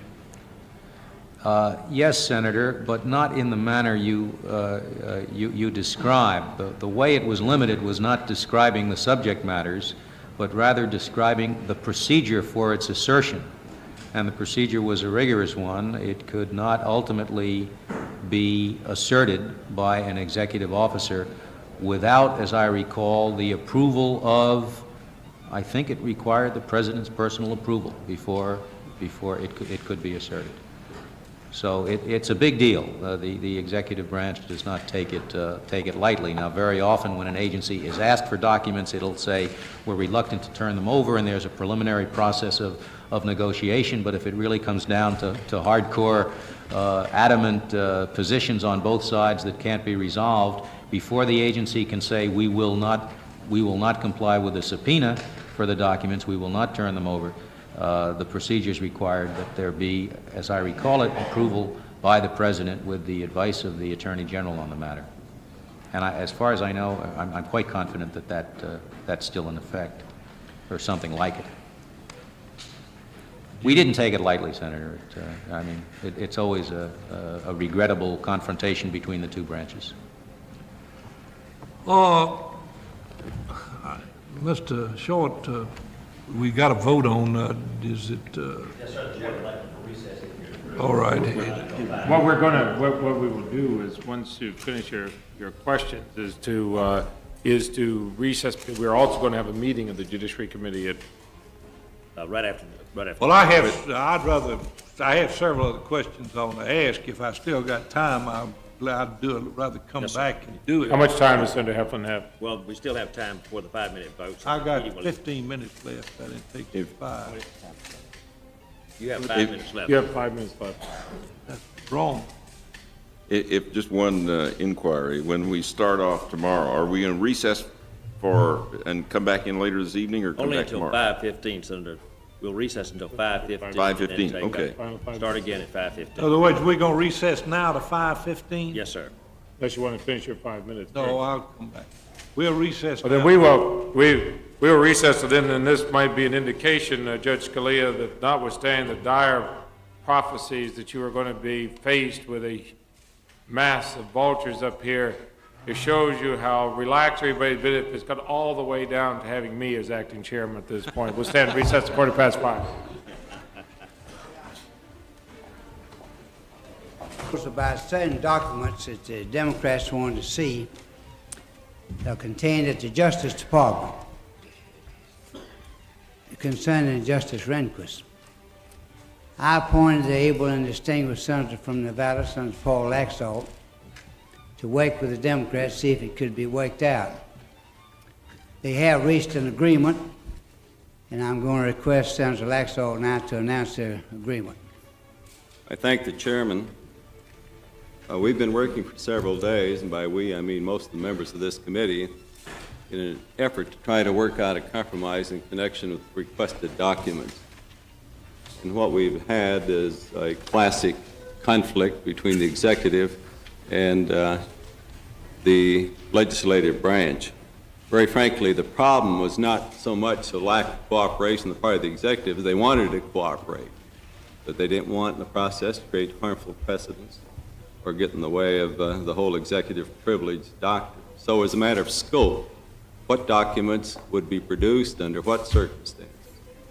And after endless negotiations, actually, I look back on it, I think the Marcos mission was a cakewalk compared to this one. As someone pointed out, I did have several more Marcoses to deal with in this situation. But we have finally arrived at an agreement defining the documents that would be made available for justice or by justice to the membership of this committee and certain staff. That examination will be conducted immediately, starting tonight, and sometime tomorrow the senators will be meeting to discuss staff recommendations and questions. The long and short of it is that the conflict has been resolved.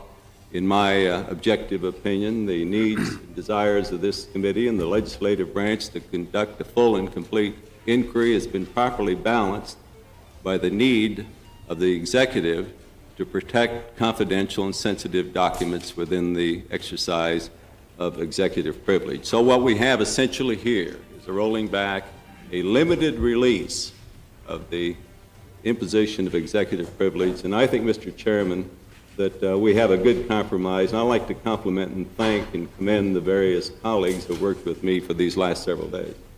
Mr. Chairman. Go ahead. Mr. Chairman, I'd like to publicly compliment Senator Laxalt. I quite frankly think with Senator Laxalt's diligence to this subject that allowed a result to be produced because everyone trusts him.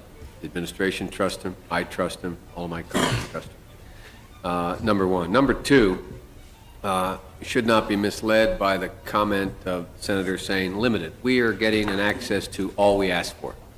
Everything that we asked for, everything we asked for is being made available under the circumstances provided. When I say everything, in the last request, there were 7 categories we set out. I was speaking of the first request, yes, I know. I just didn't want broader. the press to come up and say, well, what didn't you get that you wanted? From our standpoint, from my standpoint, the administration is not holding back anything with what is relevant to our inquiry here.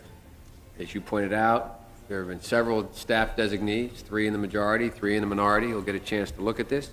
And every senator has a right to look at them, and I know that we intend on looking at them, and we will late tomorrow afternoon, early evening, do a final review of those documents. And last point I'd like to make, in fact, it wasn't merely Democrats who were requesting these documents. There were 10 people on this committee, including 2 Republicans, who felt it was important these documents be produced. I compliment again my colleague, Senator Laxalt, and the chairman for his good judgment in appointing Senator Laxalt, and the Justice Department in cooperating. And as far as we're concerned, unless any of my colleagues wish to speak, the matter has been amicably resolved. Just for a moment, Mr. Chairman, and I don't want to delay the further consideration of Judge Scalia, but I, as one of the 3 members of this side that initially requested these documents, and as one that made the statement that with the administration's position of executive privilege, that they were basically stonewalling the committee and the American people and permitting the Senate of the United States to perform its function in advising and consenting under the Constitution on the particular nominee. I welcome the reversal of the administration to those requests. I believe that these requests were not being made in behalf of individuals. They are being made in behalf of the Senate Judiciary Committee, in behalf of the Senate, in behalf of the American people, so that we could fulfill our function. We'll have an opportunity to examine the various documents, the memoranda, the various notes, all of the information relating to matters which Mr. Rehnquist had recused himself as a Supreme Court Justice, the May Day demonstrations, wiretapping, the whole Laird versus Tatum case, and other measures involving civil rights and civil liberties. I believe that this is a very substantial victory for the Constitution and for the constitutional process, and for the American people and for the Senate. So I want to just regret it's taken us the several days to get to this far, but I welcome the fact that we are here, and I too want to join in commending those that spent the time and the effort to assure that we are going to gain that measure. I want to make it very clear at the outset, in reviewing the various holdings on the issue of executive privilege, didn't feel that the argument that were being put forward by the Office of Legal Counsel held water. I don't think it holds water on the requests that have been made by Senator Nunn in terms of trying to gain various information with regards to our negotiating position on ABM. The Soviets have it. The negotiating debates and discussions and notes, the Senate of the United States has denied it. And I welcome the fact that we have made progress in this area, and I'm very hopeful that the soundness and the responsible attitude which has been assumed now by the Department will apply to other areas so that we can truly fulfill the mandate of President Reagan when he said that when information is requested by the various committees in order to fulfill their responsibilities, they will be able to receive it. Thank the Chair. Mr. Chairman. When I, Senator Messenbaum. Chairman, I just want to say publicly that I think the one individual and American people owe a great debt of gratitude, Senator from Nevada, Paul Laxalt.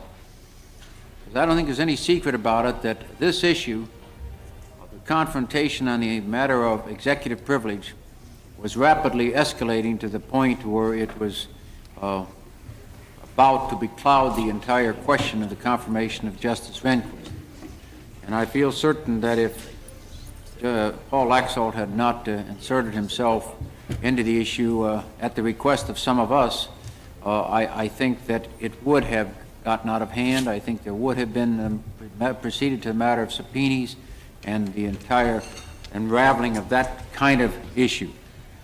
I think Paul Laxalt has served the nation well in not permitting that to develop. I think the President owes him a great debt of gratitude, and as his reward, I think he ought to send to South Africa to get some matters resolved over there. But I think that's just a fine way for you to conclude your career in the Senate, Paul, but you've done a great job on this, I'll say. Thank you, Howard. You're all hard. Any other comments? Well, I'd like to second it. I tell you, if y'all keep talking like it, you go give him the big head. He might decide to run for president. When I spoke a few minutes ago about the Democrats asking for documents, I should have said a majority of the Democrats. There were two Republicans on our side, Senator Specter and Senator Mathias, and I want to make that correction. Any other comments? If not, now we will continue with the hearing. And Senator Laxalt, we thank you again for your good work. Thank you, Mr. Chairman. Senator Heflin, I believe you have 5 minutes remaining. Judge Scalia, a lot has been written in the paper about your belief in federalism, and the early decisions of the United States Supreme Court certainly recognize the essential role of the states in our federal system of government. Justice White in the, Justice Chase in the case of Texas versus White declared that the Constitution is, all of its provisions looks to an indestructible union composed of indestructible states. Of course, the 10th Amendment, we know about that. I'd like for you to give us your general philosophy of the role of the judiciary and relative to federalism. Well, I can give you my view of what it's been up to now, anyway, or at least in this century.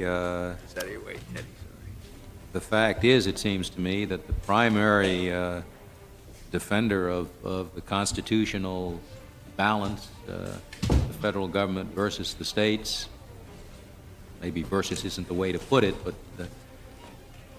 the primary institution to strike the right balance is the Congress. It is a principle of the Constitution that there are certain responsibilities that belong to the state and some that belong to the federal government, but it's essentially the function of the Congress the Congress, which takes the same oath to uphold and defend the Constitution that I do as a judge, to have that constitutional prescription in mind when it enacts the laws. And I think the history of this century, at least, shows that by and large, those congressional determinations will be respected by the courts. Well, there are certain people of diverse ideologies that seem to embrace the concept of one federal legislative act as the cure for any major problem. And these widely diverse groups, they are the extreme liberals and the extreme right-wingers, seem to at least agree on the fact of trying to find a single cure for problems that they consider to be monumental problems. And for example, the extreme right now seems to want a federal cure in the area of abortion, gun control, tort reform, labor violence. Does your belief in constitutional government include a belief that there should be a deference to the states in seeking solutions in areas that traditionally and historically have been considered to be in the jurisdiction of state government?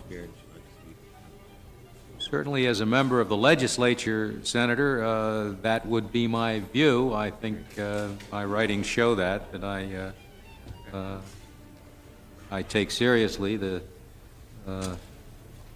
one of the checks and balances, which are the ultimate protection of individual liberties in the Constitution. One of them is the fact that you have not just a unified centralized government, but also 50 independent states, and that the work of government is divided between those two entities.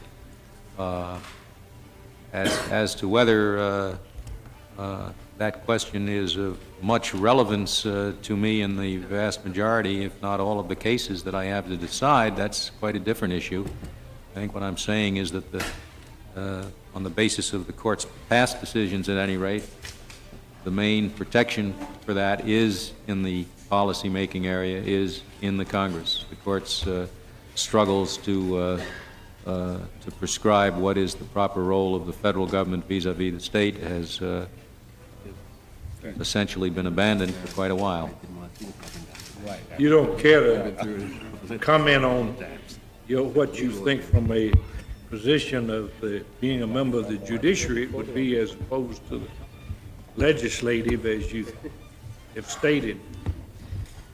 I think that's right, Senator. I think what the Supreme Court decisions on the subject show is that it's very hard to find a distinct justiciable line between those matters that are appropriate for the states and those that are appropriate for the federal government. But finding that line is much easier for a legislator than for a court, and by and large the courts have not interfered. I expect there will be more arguments urging that they do so in the future, and I'll, of course, keep an open mind. Let me ask you about the issue. You spent some time as head of the administrative conference have written a good deal on administrative law and have taught administrative law. Yeah. We now have a situation where we have administrative law judges, and the administrative law judges outnumber the U.S. District Court judges and the Circuit Court of Appeal judges, I believe, more than 2 to 1, something like maybe in the neighborhood. These are ballpark approximate figures of about 1,400 administrative law judges as opposed to about 700 of the other type of judges. Senator Heflin, if I might interrupt you, the time has expired. If you finish this question and proceed to the answer. Well, there's been proposals to try to establish an independent corps of administrative law judges. Do you have any opinions relative to proposals to establish an independent corps of administrative law judges? I wrote an article some years ago, Senator, in which I essentially supported the concept of a corps of administrative law judges, but the quid pro quo for establishing the corps, right now, of course, each agency has its own judges. The corps proposal is that there be a central depository of administrative law judges, an ALJ court, in effect, which would decide cases from all agencies with maybe specialized panels of that court. I wrote a piece that thought that concept was worth exploring, provided that what went along with it would be the understanding that all administrative law judges would not all be the same grade level as they now essentially are in each agency. And in most agencies, it's a very high level. It seemed to me in that article, at least, that what we should be moving for is a career administrative judiciary, which is what most other legal systems have, so that you could, many of the administrative matters that need to be decided do not take as experienced, as seasoned, as knowledgeable, as expert a judge as a major rate-making case, and it would make sense to have judges of varying degrees of experience and hence varying grade levels who can work their way up through the corps and ultimately be assigned to the most difficult cases. Judge Scalia, as I had suggested in the very brief opening statement, the questions that I have for you are really limited to certain of what I consider to be the rock bed propositions on the authority of the court to decide questions with finality on the interpretation of the Constitution, coming from Marbury versus Madison, which you've already commented about a bit, and the issue of the court's authority or jurisdiction to make those decisions in the context of any effort by the Congress to circumvent the court's power, should the Congress seek to do so by trying to cut off jurisdiction, and then the issue of the incorporation doctrine.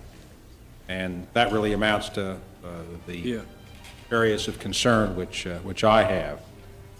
Starting first with Marbury versus Madison, I believe you testified earlier that a decision as old as Marbury versus Madison, 1803, which does establish the basic power of the Supreme Court to decide the final interpretation of the Constitution, is a settled issue as far as you're concerned? I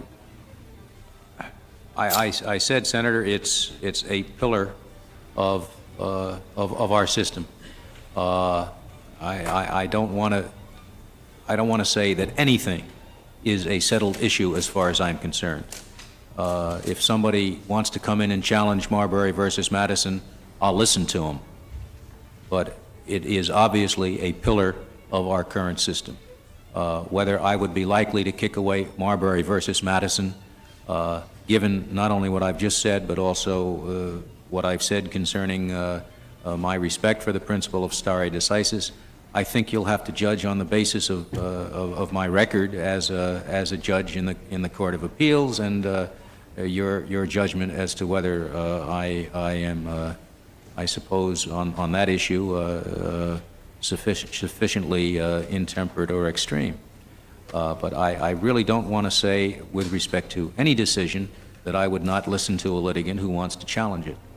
I invite you and urge you to make your judgment. I think the question you're asking is quite a relevant question. I wouldn't want to confirm anybody that I believed would destroy certain decisions, but I think the way you have to come to that judgment is on the basis of my past record as a thoughtful, moderate lawyer and judge, and on the basis of my writings and my records in the past. I don't want to be in the position of saying as to any case that I would not overrule it. Well, you just used a magic word, Judge Scalia, moderate. You consider yourself a moderate judge? I suppose everybody considers himself a moderate, Senator. I do. Well, I don't know about that. Well, maybe everybody doesn't. I do, anyway. Well, I think you've come pretty close to saying that you consider Marbury versus Madison an indispensable part of constitutional law in establishing the authority of the Supreme Court of the United States to interpret the Constitution, but you haven't quite said it. You said it's a pillar. It's certainly an essential part of the system that we now have. Well, I'll infer a yes from your answer, although you haven't directly said it. I think maybe I'd even say you've implied it, but let me move on to the issue of jurisdiction of the court, and I'm appreciative of the fact that that is an issue which could come before the court. I hope it doesn't. We have Ex parte McCardle and we have U.S. versus Klein, and I'm sure you're familiar with the line of questioning that I undertook with Justice Rehnquist on that subject. But it seems to me that where you have the issue of jurisdiction, if the Congress can legislate and say that the Supreme Court of the United States no longer has jurisdiction, for example, on First Amendment rights of speech, press, and religion, that the pillar of our system is gone and the court no longer has the authority to decide constitutional questions. So let me ask you the question that Justice Rehnquist did answer without making any binding promises, because we're not looking to that today. But would you think that the court would have to have the authority, even in the face of a congressional enactment trying to take away jurisdiction, to retain the power to decide the fundamental questions of First Amendment, speech, press, and religion? Senator, I'm afraid I'm at the same place on that I was on Marbury versus Madison. In fact, I think Ex parte McCardle was probably described too generously as being a decision of the Supreme Court that seemed to indicate, on the one hand, that the jurisdiction could be taken away entirely, and then United States versus Klein suggesting to the contrary. Ex parte McCardle actually didn't quite go even so far as to allow the jurisdiction to be taken away. It allowed the jurisdiction, habeas corpus jurisdiction, to be taken away under one statute, and the court went to some pains in the opinion to point out that this is not to say that there is no habeas corpus relief at all. There is just no habeas corpus relief under the particular statute as to which Congress had withdrawn it. So I don't think that there's an opinion on the books that is even as possibly antagonistic to your view as Ex parte McCardle has been described. I share your concern with the ability of Congress to simply remove jurisdiction entirely from the Supreme Court. It is obviously a jolt to the system, to put it mildly. I just don't want to be, and don't think I properly can be in the position of saying that I would rule unconstitutional any piece of legislation that does that. I think I must ask you to judge what I am likely to do on the basis of your estimation of my my legal views, my loyalty to the meaning of the Constitution as you understand it. Well, would you say that the jurisdiction of the court on speech, press, and religion is a pillar of our system? I think the jurisdiction of the court on any matter is obviously a pillar of the system that we have. All right. Well, you're talking about pillars. You're putting it on the same level as Marbury versus Madison, so that is an advance. Judge Scalia, the problem that I find with the limitation as to what you're willing to testify about is that it doesn't give a commitment to certain very, very basic principles. And I haven't asked you to go very far, and I really wouldn't. And I don't think there's any doubt about your confirmation as we're sitting here at the moment. But there is a real problem institutionally as I see the attitude and the responses which you take, and I respect them. I respect them totally. But I'm not asking you for what you're going to do with some of the really hot, controversial issues where people are hanging on bated breath as to where you stand, that you know are going to be coming up, and that if you answer one way, you're going to make one group of senators mad, and if you answer another way, you're going to make another group of senators mad.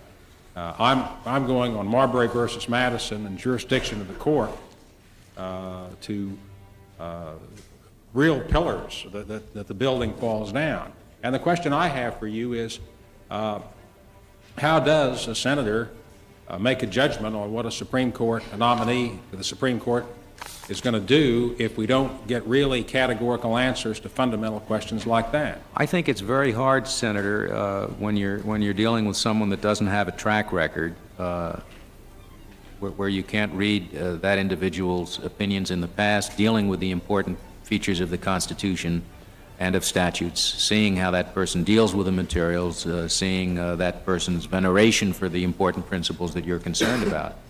In my case, you have 4 years of that. You have extensive writings on administrative law and constitutional law from the years when I was a professor.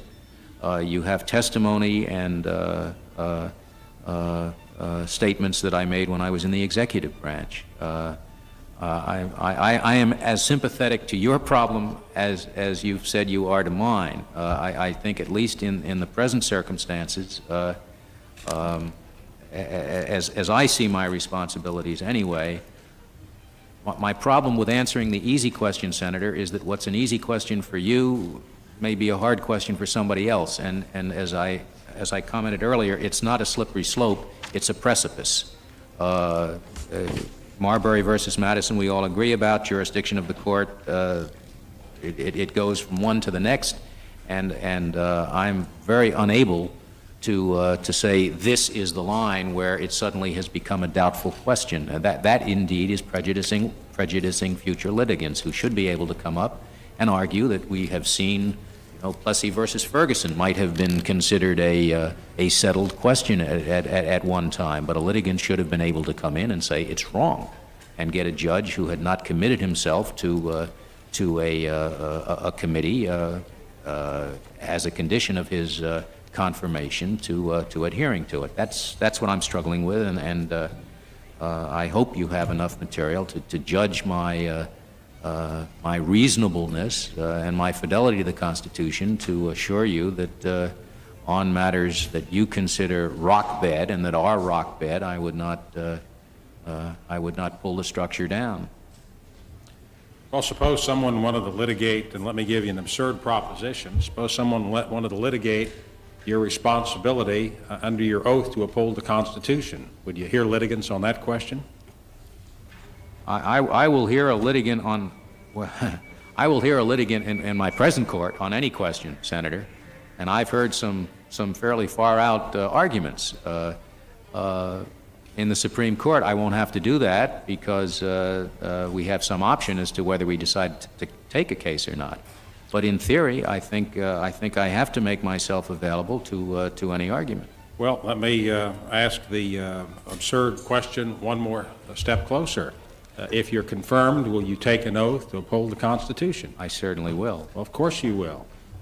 Will you let somebody litigate after you're on the Supreme Court whether you have an obligation under your oath to uphold the Constitution?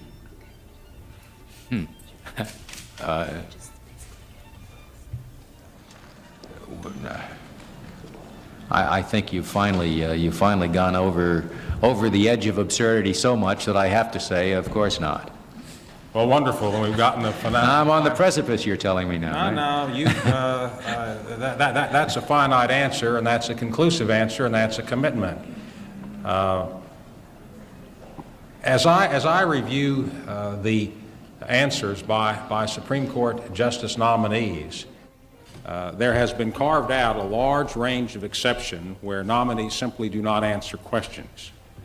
And I think that's justified in the highly controversial settings where it's imminent that question is going to come up and there's a sharp difference of opinion on it, and maybe on more practical grounds where getting into those areas is going to place the nomination in jeopardy in terms of the confirmation process.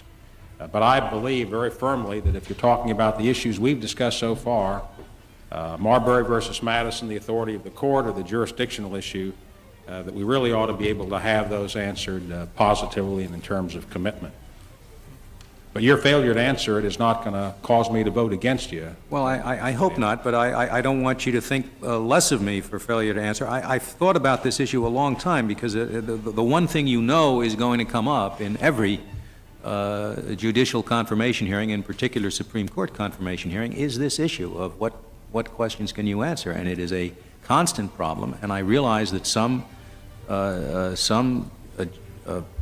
nominees have tried to answer some questions and not answered the other. I thought long and hard about that problem, and I came to this conclusion, that if indeed it is obvious, then you don't need an answer, because your judgment of my record and my reasonableness and my moderation will lead you to conclude, heck, it's so obvious, anybody that we think is not a nutty would have to come out that way. If, on the other hand, it's not obvious, then I am really prejudicing future litigants. So taking all that balance into account, I just concluded that the only safe position that I can take in conscience is to simply not say that there's any particular case that I would absolutely vote against a litigant who urges a position that is contrary to it. Well, the problem with that, Judge Scalia, is that if we take what is obvious, then we look at your record, we look at your writings, we don't need a hearing.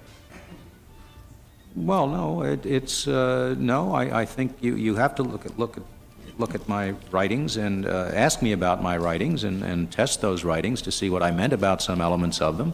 I've been questioned about cases that I've written, and I'm happy to respond to answers about what they meant and why what I said in them or what I did in them is not bad. I've been very open on those and will continue to be. It's just predictions as to how I will vote in the future that I'm drawing the line at. Well, let me ask you the questions about the incorporation doctrine, because I want to put those on the record. Would you say that the issue of the due process clause of the 14th Amendment having incorporated the Fifth Amendment privilege against double jeopardy is settled as the case was decided in 1969 under Benton versus Maryland? Yes, I will say that that's an accepted part of current law. And would you say that the self-incrimination and just compensation clauses decided in Malloy versus Hogan and Chicago B&O Railroad versus City of Chicago are a settled matter of constitutional law? They certainly have been clearly settled by the Supreme Court. And would you say the same thing as to the incorporation clauses of assembly and petition, press, speech, and religion, that the 14th Amendment due process clause incorporates them? Indeed. It would be quite a jolt to the existing system to suddenly discover that those series of protections against state actions do not exist. And Sixth Amendment, speedy trial, public trial, and jury trial, all incorporated with the due process clause? Indeed. And impartial trial, notices of charges, confrontation, compulsory process, right to counsel, still in the Sixth Amendment, are all incorporated by the due process clause of the 14th Amendment? That's what the cases have held, and it would be a massive change to go back on them. And similarly, with the cruel and unusual punishment clause of the Eighth Amendment incorporated by the due process clause of the 14th Amendment? Same answer, sir. Would you say that those would come into the categories of pillars of constitutional law? Marbury versus Madison is a pillar. If that's a pillar, I don't know what. I would just say it's a very accepted and settled part of our current system, and it would be an enormous change to go back. Thank you, Judge Scalia. Senator Metzenbaum. I am actually going to call it. I got date night tonight, and I have to do a little preparation. I don't know if you've seen Wolverine, the Deadpool movie. It's what we're doing tonight.